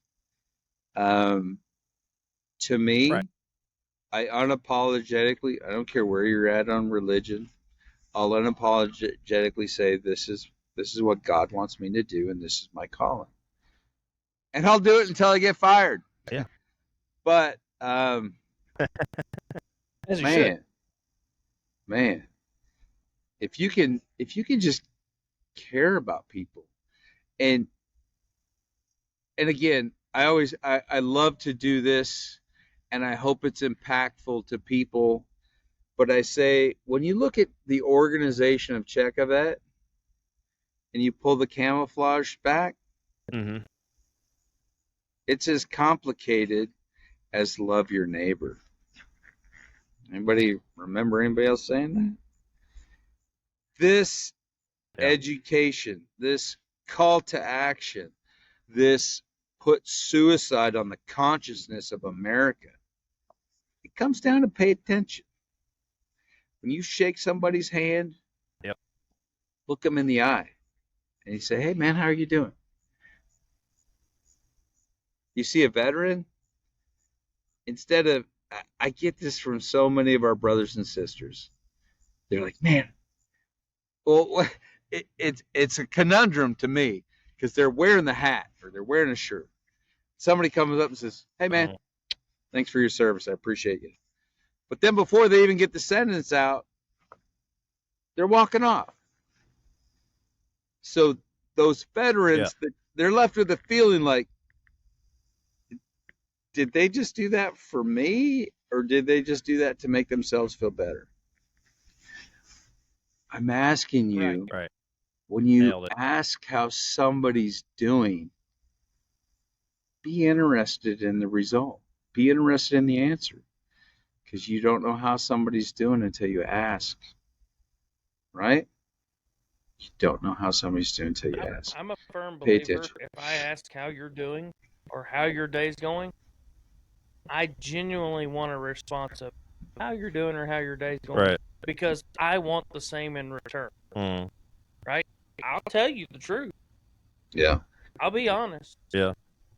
But I genuinely want to know if I'm not the type of like, "Hey, how's it going?" It's small talk bullshit. It doesn't work. No. But if I'm asking, "Hey, how's it going?" or "How are you?" I genuinely want to know. Yeah. Then continue. I think that's a problem with most society as it is anyway. They're so ready for instant gratification that it's like a quick interaction, right? "Hi, how are you?" "Oh, I'm good." "Okay," and they're not really interested in hearing if you had, after they said, "Hi, how are you?" They don't really want to hear how you really are. It's just, I guess, part of the language. Yeah. It's like a text message, like, "Hey, are you up?" "Yeah, I'm good." Whatever. Believe it or not, I will reference a movie, Patch Adams with Robin Williams. Oh, that's a good movie. There's a section where they talk about programmed responses. Yeah. And then he talks about altering the parameters to get a genuine response. Yeah. Since I was 13 or 14 years old, and that is stuck in my head. So when I tell somebody, "Hi, how are you?" like, there is always something different, whether it's a facial expression, the way I say it, something, it just naturally is different, because I want a genuine response. I don't want a programmed response. Yeah. It's like iRobot when he says you got to ask the right questions or whatever. Yep. Kind of the same thing with people. You really got to know what chord to strike with them to get them to sing. And I think with the veteran suicide, or even suicide in general, it's such a dark topic that people want to avoid at all costs, because whether they want to admit it or not, it is real, and it's a real problem, and it's continued to be a problem throughout our society.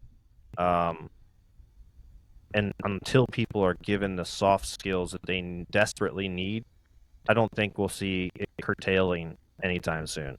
And part of that too is because we are so, especially the older veterans, are so ingrained with, oh, you got a problem? Take a Motrin.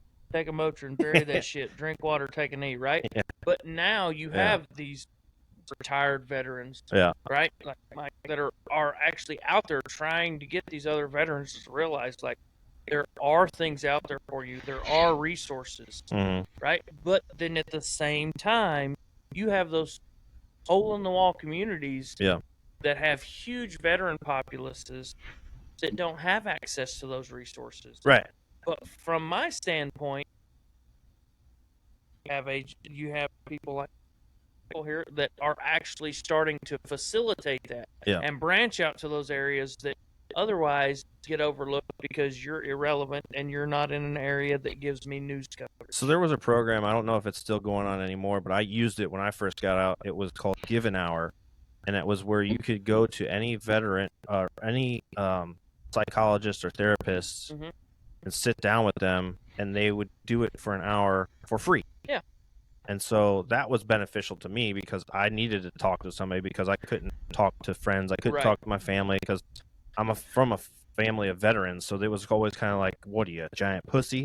Like you can't handle the fucking fog of war? Like it's like, no, it's That's not. a big part of the problem. No, yes, but no. It's like, it's a problem, and people don't necessarily want to sit down and listen to woe is me stories, but it's not always woe is me stories. It's more like, help me process what I fucking saw. Help me process what I went through. Help me, rationalize what I did was for the greater good, or I wasn't a bad person for being a part of it, because a lot of that survivor guilt or guilt in general is, I think, a greater cause for people and pain in people is shame, guilt, and remorse, right?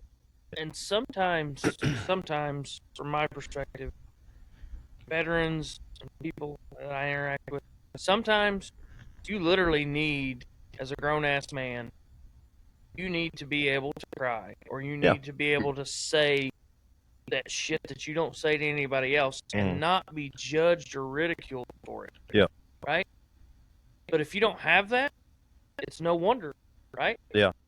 Well, yeah, and that's like, I mean, I've lost plenty of friends to suicide because they felt like they couldn't talk to nobody, right? 100%. And that is the most loneliest time for somebody, is right before they do commit suicide, because they feel so isolated that they don't think that there's a way that it's ever going to get better.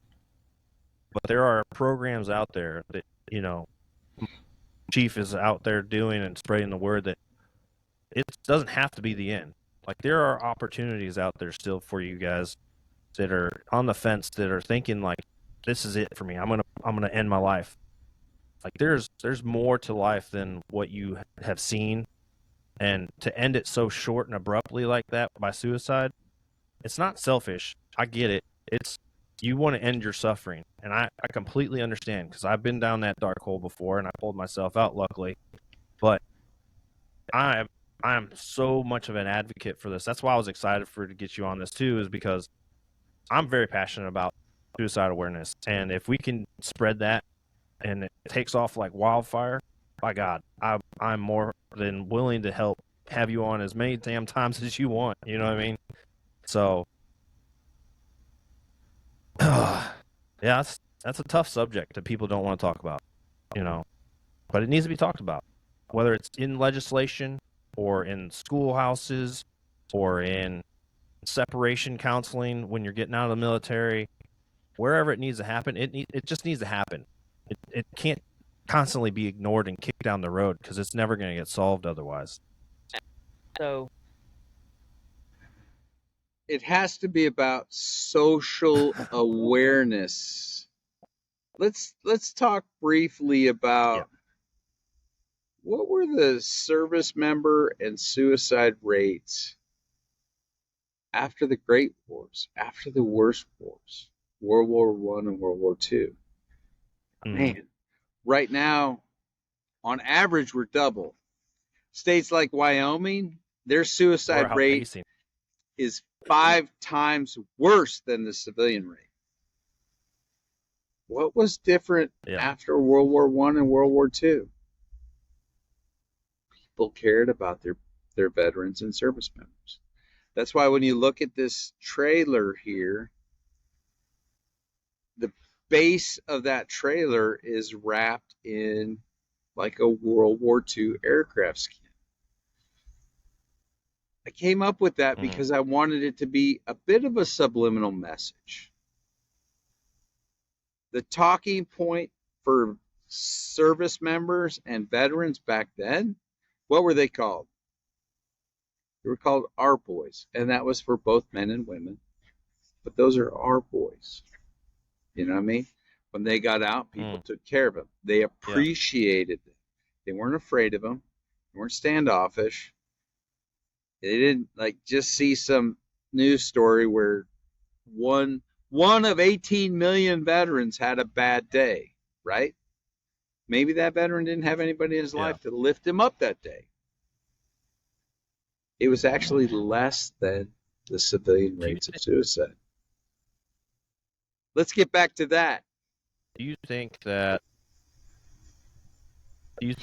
after Vietnam,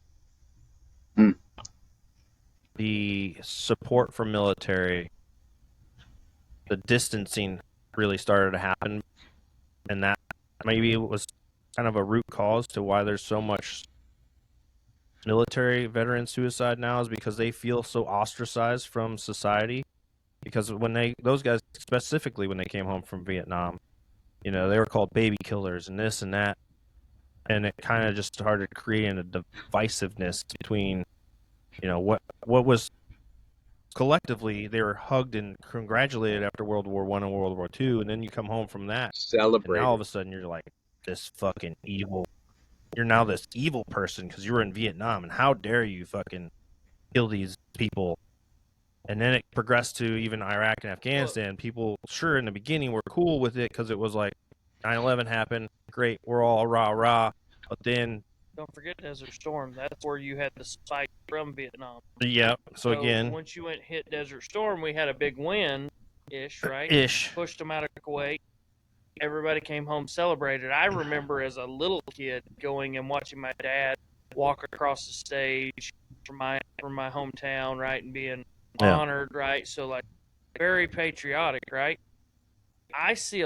My perspective, I see a lot of it now as societal and social media, and it's just nobody cares. It's like, what's the next best thing? Let me keep strolling.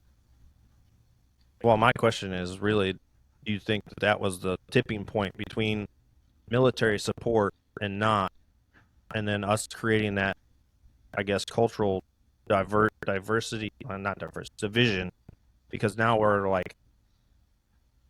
ostracized, and now they're trying to come back after the awareness has been, I guess, thrown back on everybody, like, these soldiers and airmen and Navy and whatever for the last 20 fucking years have given their lives fighting for this cause for you, and for you to turn your back on them is wrong. How do you reinvigorate that World War II, World War I mentality of our boys? How do you get the society to be bought back in to, like, hey, those guys died for our freedoms, or they came home with emotional wounds for our freedom? How do you get that society back to being invested in, hey, let's spend more of our money on fixing these guys and welcoming them back into the fold? Like, how do you change that culture?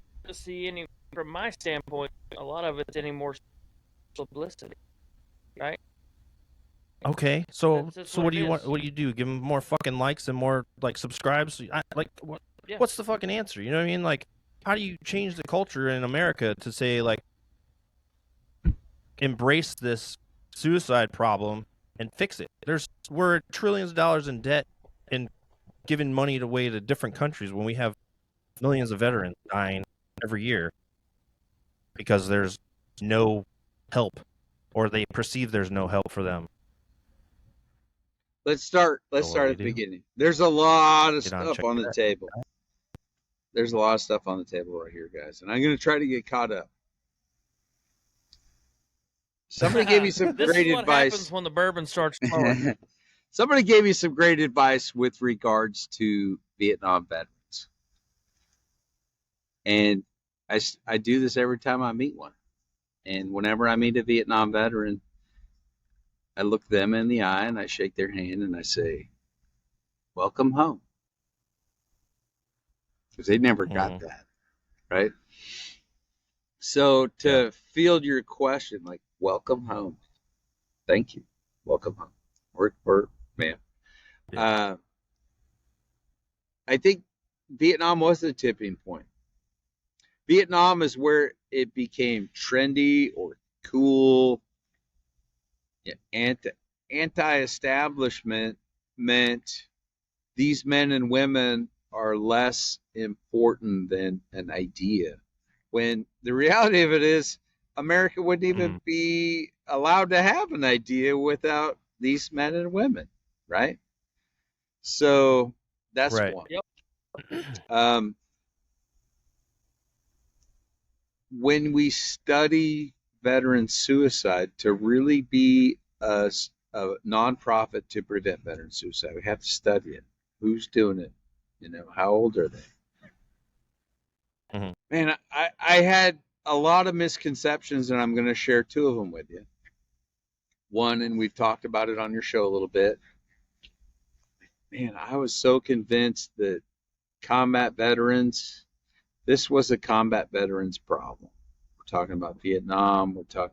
I was in Desert Storm, and when I came home from Desert Storm, I felt appreciated. You know what I mean? But like, what group of veterans are doing it? Is it the young guys and gals? So they have a very slightly higher rate. And when I say rate of suicide, everybody in the mental health industry right now is going, oh, he's going to say how many people per 100,000 end their life by suicide. That's the suicide rate, right? So the younger guys and gals have a very slightly higher rate of suicide. So last year, fact check me on this. You don't have to, because I know I'm for sure right on this one. 6,146 veterans ended their life by suicide. Of those, less than 10. This was last year alone? All right. Here's part of the problem with the VA. When we get the data in 2022, that data is from 2020. So when we're talking, that's the 2020 number, 6,146. Of those, less than 700 were in that young demographic, the 18 to 34s. Oh, wait a minute. Are you telling me right now that 90% of veterans who ended their life by suicide were 35 and over? Yeah, that's what I'm telling you. One. And then I'm going to tell you that as they get older, it's worse, because those suicide risk factors become more impactful. Like, imagine your wife of 30 years rolling over and saying, man, I've been trying to tell you this for years, but I hate your guts and I'm leaving you. How tough is that going to be, right? Decimated somebody would be, yeah. That's right. So I was blown away to know that, like, to learn that. And I'm passionate enough about, I can't call it a job because you get paid for a job. I'm passionate enough about my mission to learn shit about it. So I'm like, whoa. Right. And I asked Faye Grun, our she's a nurse practitioner, psychiatric mental health nurse practitioner. I said, Faye, I don't understand this. I'm trying to wrap my mind around it. And she said, Michael, older veterans get tired of struggling, so they succumb. Okay. Yep. It's older white veterans, 35 and older, account for more than 80% of veteran suicide. So just because you're veteran, I'm in the danger zone. I'm talking to people with veterans in their life. just because you have an older veteran in your life, do not be fooled. They are more at risk by number than the younger guys. Two, and this is Right. where I really want to collar shake people, because I'm lazy. I don't know if Dan and Ryan are lazy, but I think maybe of all the people that can hear this Mildly lazy. and listen to it, maybe one of them's lazy too. So we're always looking for an excuse not to do something. And you hit the nail on the Just head. when it comes to the gym. I'm not feeling that. So, but people look for an excuse. I still fit in my class A's. They're not whatever you call them nowadays. Round is a shape. I Round fit my is- class I A's was too. gonna say I'm that. just saying. They might be a little So- tight. You might have a button that flies across the room, but No. that's fine. My shit's good. But no, so Oh no, you want to know my secret? You suck it in. you have a secret? Hold on, I've met you. I've seen you. Yeah. What is your secret? My Wait, secret no, I is know. they have No, don't tell me. I'm gonna. This is straight off of. What do you wear, the maternity shirt? No. It's surround yourself by people that are. I don't want to say fatter, that are bigger than you, and you'll look skinny. Is that what it is? Yes, That wouldn't be 100%. bad. That's on a movie. It's You know, Hall Pass, Yeah. right? I just show my arms. I Your just show forearms? my arms. Yeah. I Yeah. show my forearms. Yeah. That's it. From slinging Yeah. slinging the fucking axe around. It's in Hall Yeah. Pass. Chicks that aren't so hot surround themselves with chicks that really are not hot, and then they look good. So for fat guys, Right. try that.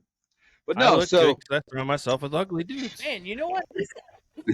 Hold up. Wait a minute. Hold up. Put a little stop in it. He said he's seen me, and then he went. You surround yourself with people that are fatter. He just called my ass fat.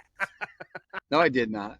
Damn. Hey, you're still pass. You're in the military. You're passing the tape test. You want to know where we at? No. I passed. But- That's just Hey, because you're in the hey, older hey. demographic, so you get a little more leeway now. Bullshit. Like 2% under every time, and they even change up the tape Whoa, test. You know what it boils down to? 2%. Is my That's sucking it in. I am barrel shit. I am barrel shit. Hey, I've heard all the tricks. I've heard all the tricks from I love you, brother. But Darren Kolofsky, when he told me this shit, I was like, no way. He's like, yeah, to pass the tape test, you take preparation H, because it like shrinks a hemorrhoid, like shrinks Preparation it. H. Yes. Right? Ryan, you can use this. Slather it. Here's the all fun over- fact, You're right? gonna go through a whole tube. No, though. I'm not Here's the done. fun fact. And Here's then the you fun have to wrap yourself in Glad Oh. Cling Wrap so that it soaks into your skin, and then like take it off right 100%. before you're gonna Yeah. get a Saran test. wrap, yes. You're like, look how fit I am, right? No, So- 100%. 100%. It helps that I have an 18 and a half Sorry, inch dick Darren. on the I do tape. love you, Colo. You know I love you. So, but no, But where I'm going with this, Preparation if I- H doesn't work anymore because the compound in they it took it out. that actually suck out the moisture is gone. Yeah. Right. So soldiers, it's hilarious now. Like you go to do tape testing and then you're like, What's that smell? Preparation H. Mm-hmm. It don't work no Yeah. more. And they're like, damn it. Yeah. Well, Darren told me that long after they took the secret That was a nice. ingredient out. He was still doing it and passing. Yeah, he retired at 4. Hell, maybe at 5. I don't know. Oh, I passed. But no, No problems. I This don't is have any what- problems passing. So what was This your other is- misconception? I'm just chested. right. This is Michael one of the had most some misconceptions. important. He said, one of them was demographic. Right. I wish I could collar shake people with this one because it really is important, and it's really a reason why people don't check on this demographic of veteran. So the mental health industry, we're talking about government grants and prove this and prove that. They set out to prove that veteran suicide is a combat veterans problem. Like combat veterans got to suffer from this more than anybody else. Just think of all the stuff that they've seen. It's unimaginable. Actually, what's unimaginable is even though there's studies, according to Craig Bryant, Rethinking Suicide, um, they set out to prove their idea instead of like, I don't know, applying some kind of scientific method, like, I don't know, control groups and stuff like that. So they went out to prove their theory with data. They couldn't because their theory is not correct. So what's the correlation between combat and suicide? Zero. Actually, other than stress, I mean, no. We mentioned it earlier in this podcast. There's actually studies that show that non-combat veterans, I'll say it again, non-combat veterans are more at risk of suicide than combat veterans. And I'm saying that very slowly and purposefully because I want people to pay attention. Like, are you kidding me? That's not even a real thing. Reason behind that. And this word has been used in this podcast, and the word is regret. And I'm not using that word. I'm not saying those men and women regret. I've asked them. I've been asked this question, and I was thoughtful enough about the question that I asked them. You know, I was like, man, this. Yeah. I'm puzzled by data. I'm interested. I'm passionate about what I'm doing to learn the data. I no longer get to have a job where I break stuff and hurt people. I'm a data guy. I'm a nerd. I mean, you caught me. So why do you think that non-combat veterans are more at risk of suicide? Or, you know, equally, you're accounting for at least half of the suicides. Why is that? It's regret. Yeah. Think about. You feel like you could have done more. You could have done more. You're less fulfilled. Yeah. Or like if you were, say you're an intel officer, maybe you feel that you missed some information that cost the lives of, you know, how many ever people just got killed on that op. Or say, you know, whatever your profession was in the military, like we were saying, the regret of it, like you wish or thought you could have done more to save those people from, you know, perishing. So you come home with that regret, and then you don't have a. This is what they say. To talk to somebody about it, and so then you carry that burden. This is what they say about it. They say. Sure, let's hear what they say. The first one to tell me, he was like, "Imagine you joined the fire department to put out fires and save people. Imagine you spent however long or short your career was with that as an end state. And then imagine that in spite of all you gave and all you did and as hard as you tried, you never got to go to the fire. Okay? Meanwhile, your brothers and sisters are going to the fire. It's regret, but it's, I'm going to try to eloquently use their words. It's regret that they never got to do their job. They never got to do what they actually signed up to do. Okay? That makes sense to me. But another ginormous problem with, and yes, I want to talk to, you know, legislators. I want to talk to governors, and I want to talk to decision makers in the state level. Another huge problem with the National Guard, reserves, and, you know, IRR. These men and women get called up to do things as bad as war. Think about doing hurricane recovery. You're going to go into this house and come out, put a little X, and like, this is how many bodies were in this house. This is how many people were rescued from this house. They are in the trenches dealing with this atrocity. But when they come home, they don't get the same programming that some of the active duty guys and gals get. Hey, let's talk about what you saw. Absolutely. I want to know how you feel about all this. so many of So our I was nation's heroes I was just come back National and Guard. they go back to work on Monday like, man, this is different from what I was doing last week. They don't have the time. They don't have the 100%. tools. It's like, man, you just put a lot on this. You just put a lot on this neck. You know what I mean? And what are you doing to help deal with that? You know what I mean? There needs to be a lot of work done there. Yeah, in my 100%. opinion. In my opinion. And Yeah. see that kind of brings me back to that topic I brought up where you answered my question, right? Knox County being the largest largest county land wise and most veterans per capita, right? Knox County, all they have is a National Guard unit, along with a huge one of the biggest National Guard training facilities in the state, right? That's where I went But to there's basic training. next to zero resources there for veterans. Yeah. Right. But there's next to zero resources for veterans in Knox County, not Fort Knox, Knox County, Kentucky. Right. I would look Next at to the zero numbers. resources.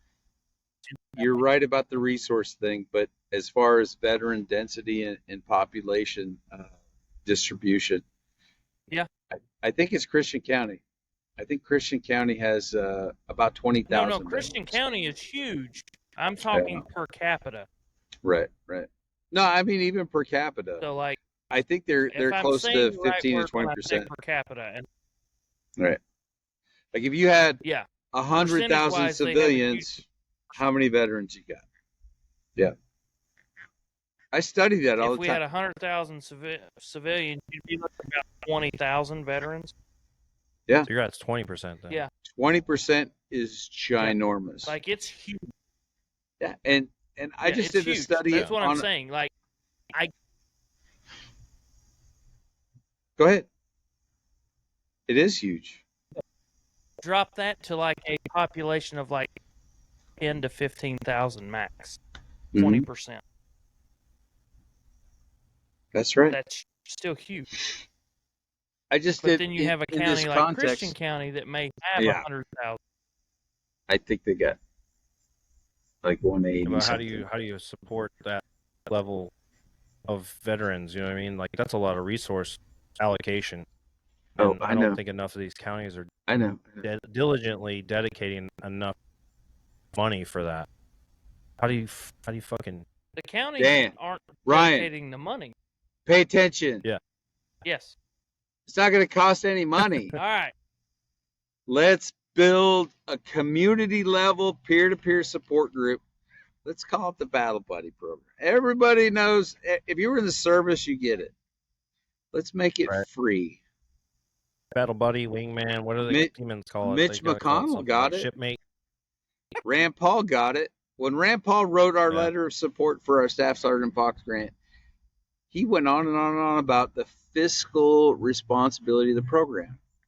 It's not going to cost much, but we're going to impact everybody. You can do this for free. Let us build the model. Knox County, you take it. And we can piggyback. I'm not going to say Tom Sawyer, but all right. I've been drinking bourbon. I'm going to Tom Sawyer, the American Legion, the veteran VFW, and even other big organizations like the Combat Veterans Motorcycle Association. If you're a big group of veterans, check us out. You believe in what we're doing, share our message with your communities, because it's the community base of support. It's our brothers and sisters and family, neighbors, friends, coworkers. I'm not trying to replace the VA. I'm trying to help the VA do a better job. They can't do their job. They don't have the capacity. No, but if we all do our part, they're overtasked. They're overtasked. Yeah, if we all do our part, and it's free. And I was baffled when I came up with this idea. Literally, God woke me up in the middle of the night. It happens once in a while. And he put Alcoholics Anonymous, and I'm not kidding. He put Alcoholics Anonymous and Al-Anon on my heart. I woke up and I'm like, all right, big man, I don't get it. What are you talking about? And then it dawned on me. It's free. It's so effective that people rearrange their lives for. Did I mention it's free? And it's 24/7. Why wouldn't you do that? Right? But then I ask, Yeah. why isn't somebody else doing this? I'm a ding dong. I got a high school diploma. Fuck it. Yeah, I got some experience from the military, but I try to analyze why or why not somebody's doing something. And to me, like so many other things we've talked about in this amazing podcast, it's resources. There's no money in free. Yep. Why would I do something for free? And that's why I even told the Kentucky legislature that. I said, give me the money. I don't want the VA's money. And don't worry, I didn't get the VA's money. But maybe I said I don't want the VA's money enough that they heard. I said, give me the money. Let me find a military industrial complex business, big one, who's made their money off of veterans and service members. Give me this money. I'm going to prove to you that this model, that these amazing men and women who've dedicated their life to mental health, suicide prevention, they came up with this program. Let us build this. You can have who's made the most money? drug The companies. companies you should go after are all. Well, yes, pharmaceuticals, 100%. I agree with that. But the defense companies out there have profiteered so much on the backs of the men and women that have served this country. I don't know how much they're actually giving back into veteran suicide awareness or mental health awareness or any of that. But that's maybe another fight that you can go down with some of these bigger companies that are billion-dollar companies and see, hey, you were awarded all these contracts for all these years. What are you doing to actually help sustain that for the future? Because, it's a war of attrition at some point. Brian, who donated your tickets to the VIP, your VIP experience at Bristol? Who donated those tickets? Bristol? Who donated? Well, they came through you. I distributed, and I'm honored to do that. That's right. They came from Kellogg, Brown and Root, so or the organization. Exactly. Yeah, that's the organization we're talking about, right? But he's talking about. He's right, the mediator. but he's also saying that's a company that he has helped. Yes. So when I said attack those defense contractor companies, KBR is one of them. He hit them. Right. Exactly right. Yeah, he hit them. So you are hitting those guys up. That's yes. Yeah. That was his point. That's where he was going with that. Yeah. This is illustrating that. We are targeting for those that are listening. That's our only event that I've ever asked Chris Miller. I said, man, this is a big deal. This is what we need to do. We've been talking about this for 2 years. We need the organizations. We need the companies that have made the most money off of our necks to do something. Absolutely. So, absolutely. Yeah. If there was a better way to put our feet on their necks to push back into the veteran community, I fucking would love to be spearheading that event. Hi, Sig. I see you on the list. Yeah. Sig, Glock. I mean, fuck, there's so many of them. No, you get FN. Raytheon. I'm going to call you guys out. Boeing. Lockheed Martin. Raytheon? You guys are thinking Boeing. Small. Beyond that, watch this. Shell? Yeah. Where are all the petroleum coming from? Like what? BP, We're talking Shell, about less than $1 million. Ford, I can prove this program's going to work with less than $1 million. Way less in one county. And that even defies my initial common sense. Like I mentioned earlier that by the time the suicide data comes out, it's 2 years old. So to me, my common sense dictated that, man, I would have to run a program for at least 3 years to even show a speed bump of efficacy of our program. But it's not true. Yes. Because another thing that God woke me up with, was data. The VA's got the data. Remember we were talking about the call center data? Yep. How many suicide attempts there were in a county? Yep. How many suicides there were in a county? This needs to be the model. We're talking about legislation and legislators and politics and get people to do the right thing. So, good luck getting any data from the VA. The number you see on the side of the truck, that's actually the VA's number. It's not accurate.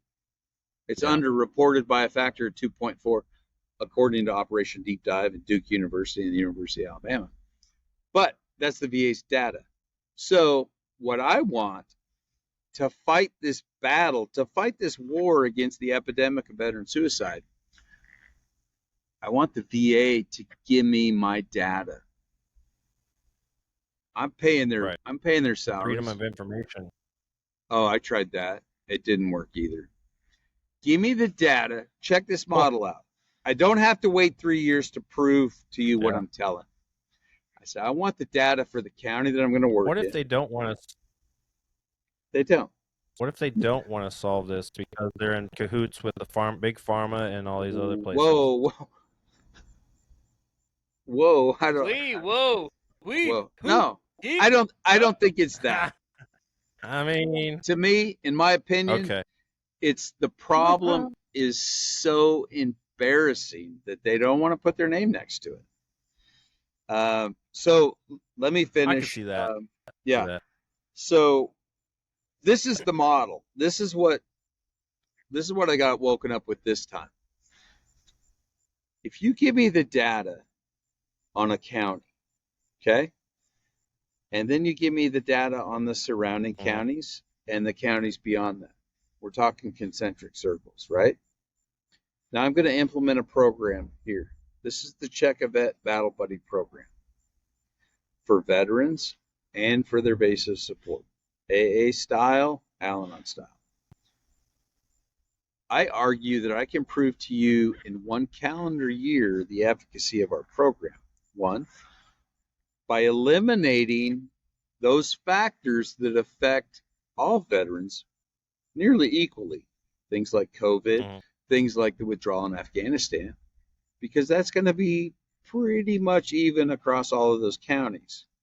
But the county that we're going to prove this in, it's going to be different. And hopefully the counties around that county, we call it spillage, we're going to get some spillage in the success of this Check a Vet program there. But then the outliers, that's the control group, same as it ever was. I don't need 3 years. Yeah. I need enough money from somebody. At this point, I don't have any pride left. How much money do you think it would take? How much money do you think it would take in order to make that control actually to have what from start you to finish truly need staff-wise to facilitate it? So we just did a Staff Sergeant Fox grant, which is the VA's program to prevent veteran suicide at the community level. Like, hey, you communities are so smart, we want to give you some money to battle veteran suicide at the community level. So we submitted a grant, and we wanted to be impactful upon a veteran community of 5,000. So that's Callaway County, Graves County, and Trigg County. So we're talking about Murray, Kentucky, Mayfield, Kentucky, and Cadiz, Kentucky, just adjacent to Fort Campbell. Yep. So once we put the program together where we're paying psychologists and psychiatrists to collect data and analyze it, and we have to pay facilitators to run these meetings. And because it's a VA program, I have to give out guns, lethal mean safes and all that stuff. It was $651,000. I could have asked for $750,000. That's but it. I sharpen my pencil. No, 651,000 is all you're at. that's for 9 months. Like, why would you build a That is system a that's drop only in going to the last bucket for a like right? multi-billion-dollar company. So this is what I did. I read the news and I pay attention. Back in February of this year, President Biden, and I'm not picking on the Biden administration, all administrations can be a magnifying glass of the people who are feeding them information. But they said, President Biden said, preventing veteran suicide is our number one priority in America. So I'm like, well, that's great. But then I'm like, prove it. I want the data to show me that you mean what you say. So I Googled, what is the 2024 budget of the United States of America? How much money do we see ourselves spending? And I think it was $4 trillion. Trillion. And then I looked at, okay, how much is the United States of America and this administration giving to the VA to prevent veteran suicide? What part of $4 trillion is it? That seemed pretty smart to me. Like I would venture to guess. How like invested are $10 you million? in your worst problem? No, it was $26 billion. But when I actually wrote an I would say of op-ed. $1 trillion, they maybe giving them $10 million across. I'm saying $1 million or less. I think it's 26 billion. But when you're talking trillions of dollars, really? Yeah. No. Oh wait. Don't flatter yourself, because the answer's in the math. So I'm like, all right, in this op-ed, opinion editorial, and I put it. Well, Chris has put it in front of the Times, the Journal, all of them. And but what I say in that is I literally write out what $4 trillion looks like, and then I write out what 26 billion looks like, and then I do the math. All right, what percentage of the United States government budget are we spending on our number one priority? Is it 5%? What do you guys think? How much are we going to spend? Number one priority. No. I'm thinking it's like 0.1%. 0.1. Ryan, what do you got? I'm going to drink while you mess this up as bad or worse than Dan did. I love this show. Get drunk, share some data. What was the question? How much do you think of the budget do they spend towards veteran suicide? How much of the United States budget. Yeah. How much of the United States budget is the government spending on its quote number one priority of veteran suicide? Well, you preventing said how many $1 trillion each year?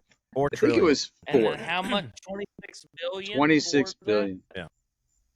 So you're looking. Dan said That's- 0.1. Yeah, but no, that's not right, because it's literally that's $250 billion. So that's. And you got 4 trillion. Oh God, here I am drunk trying to do math. Thank You're you bad all. at math when I you're love sober. you all. let alone Don't when worry. you're drunk. I love y'all for having me trying to do math. You're not even. You don't have close. enough fingers and toes for this. Nolan, don't confuse me. Silence while I count. By God, silence.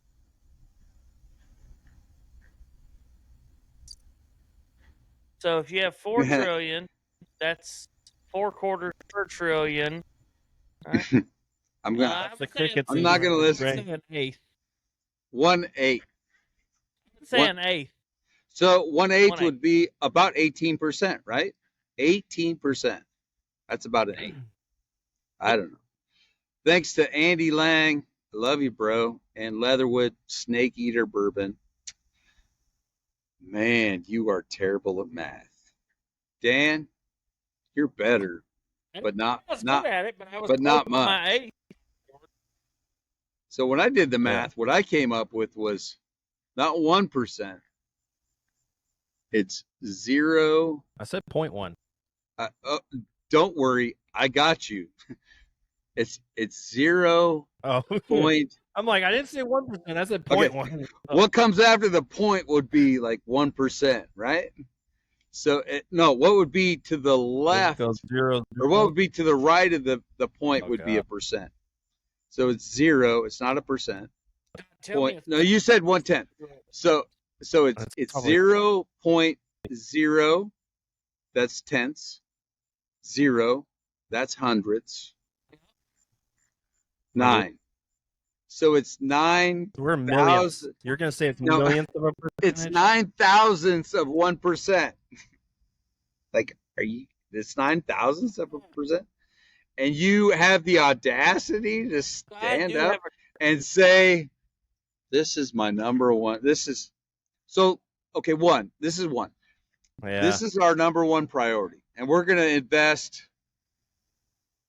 Dan, I love you so much. You're my biggest priority. I'm going to invest 0.009%.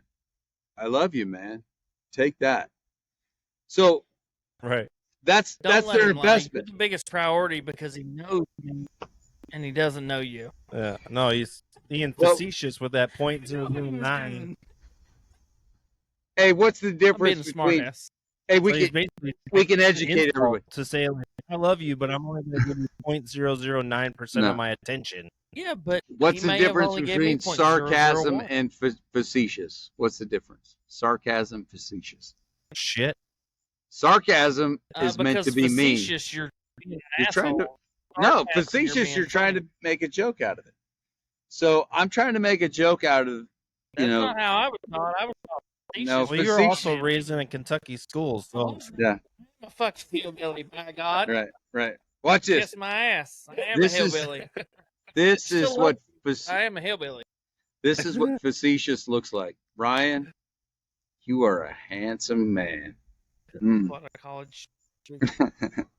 see? Not really. That's So- facetious.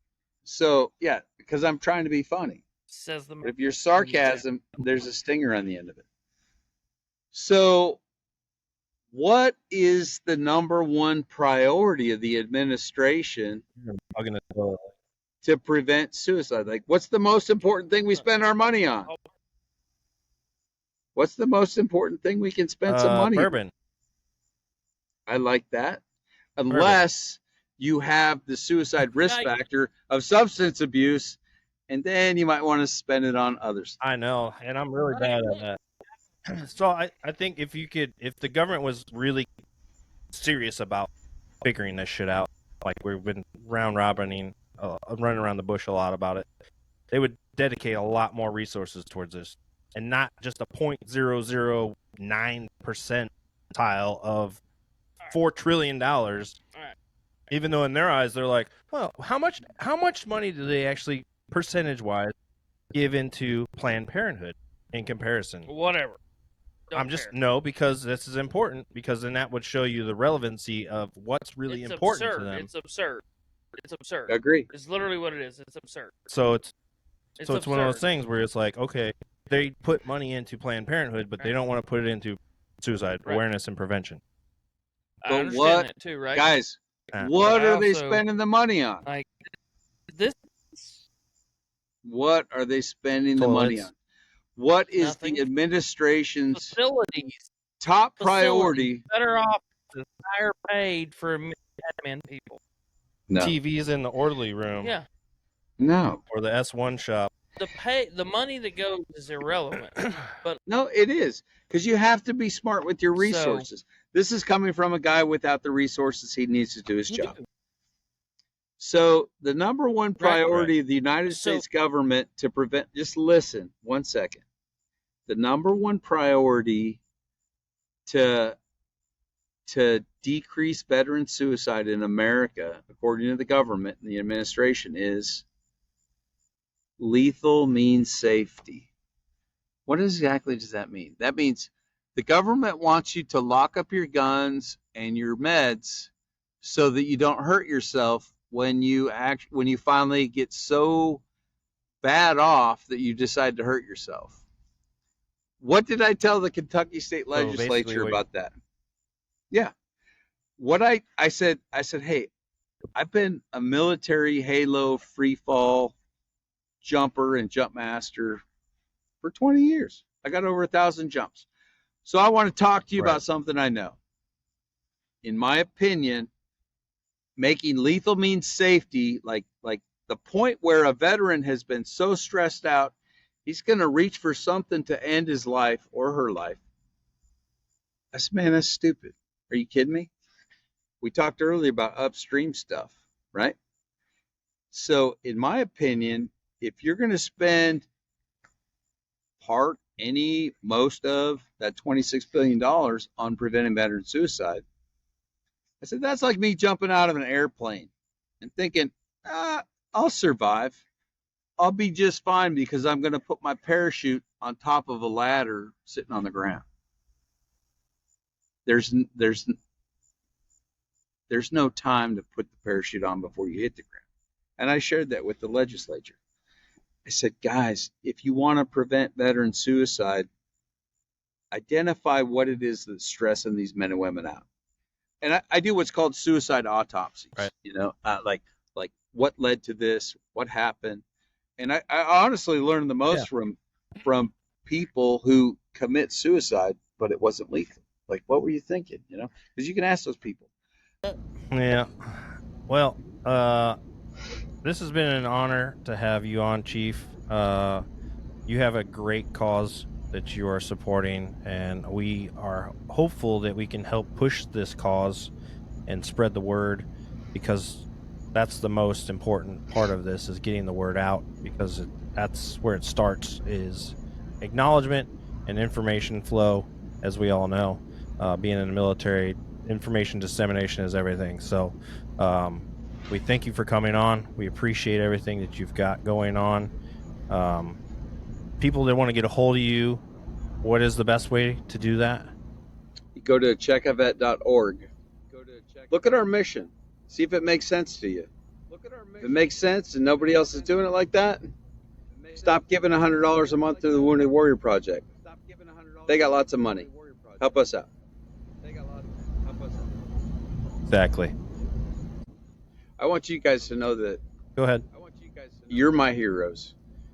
You let me come on here and share this mission and message and tears and hugs, and this is what we need. We need more people like you. And tell your friends, if they want me on their show, I've never turned down a show. Even the Lake Erie, Man, I don't even know, there's some radio show in Lake Erie, like, hey, will you come on our show? And I'm like, why wouldn't I? So thank you guys. Yeah. Any chance you get to spread the message, man. Amen. It's super flattering that you would say that we are your heroes, because you are our hero because of your lineage and everything you've done in your career. So, and everything you continue to do beyond your military career and helping those fellow veterans that are struggling out there. So we commend you, and you are the epitome of what a true leader should be and what other leaders should aspire to be, and that is to help grow their soldiers into better humans. So thank you so much for coming on our show.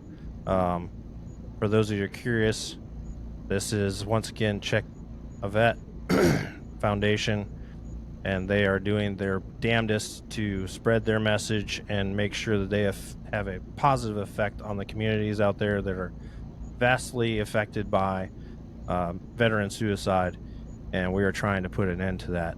And it is a very worthy cause and very worthy of massive amounts of bourbon and cheers. So to all of you that are watching, this has been Bourbon Sauced and Check a Vet. Get saucy and cheers. Cheers. Cheers, guys.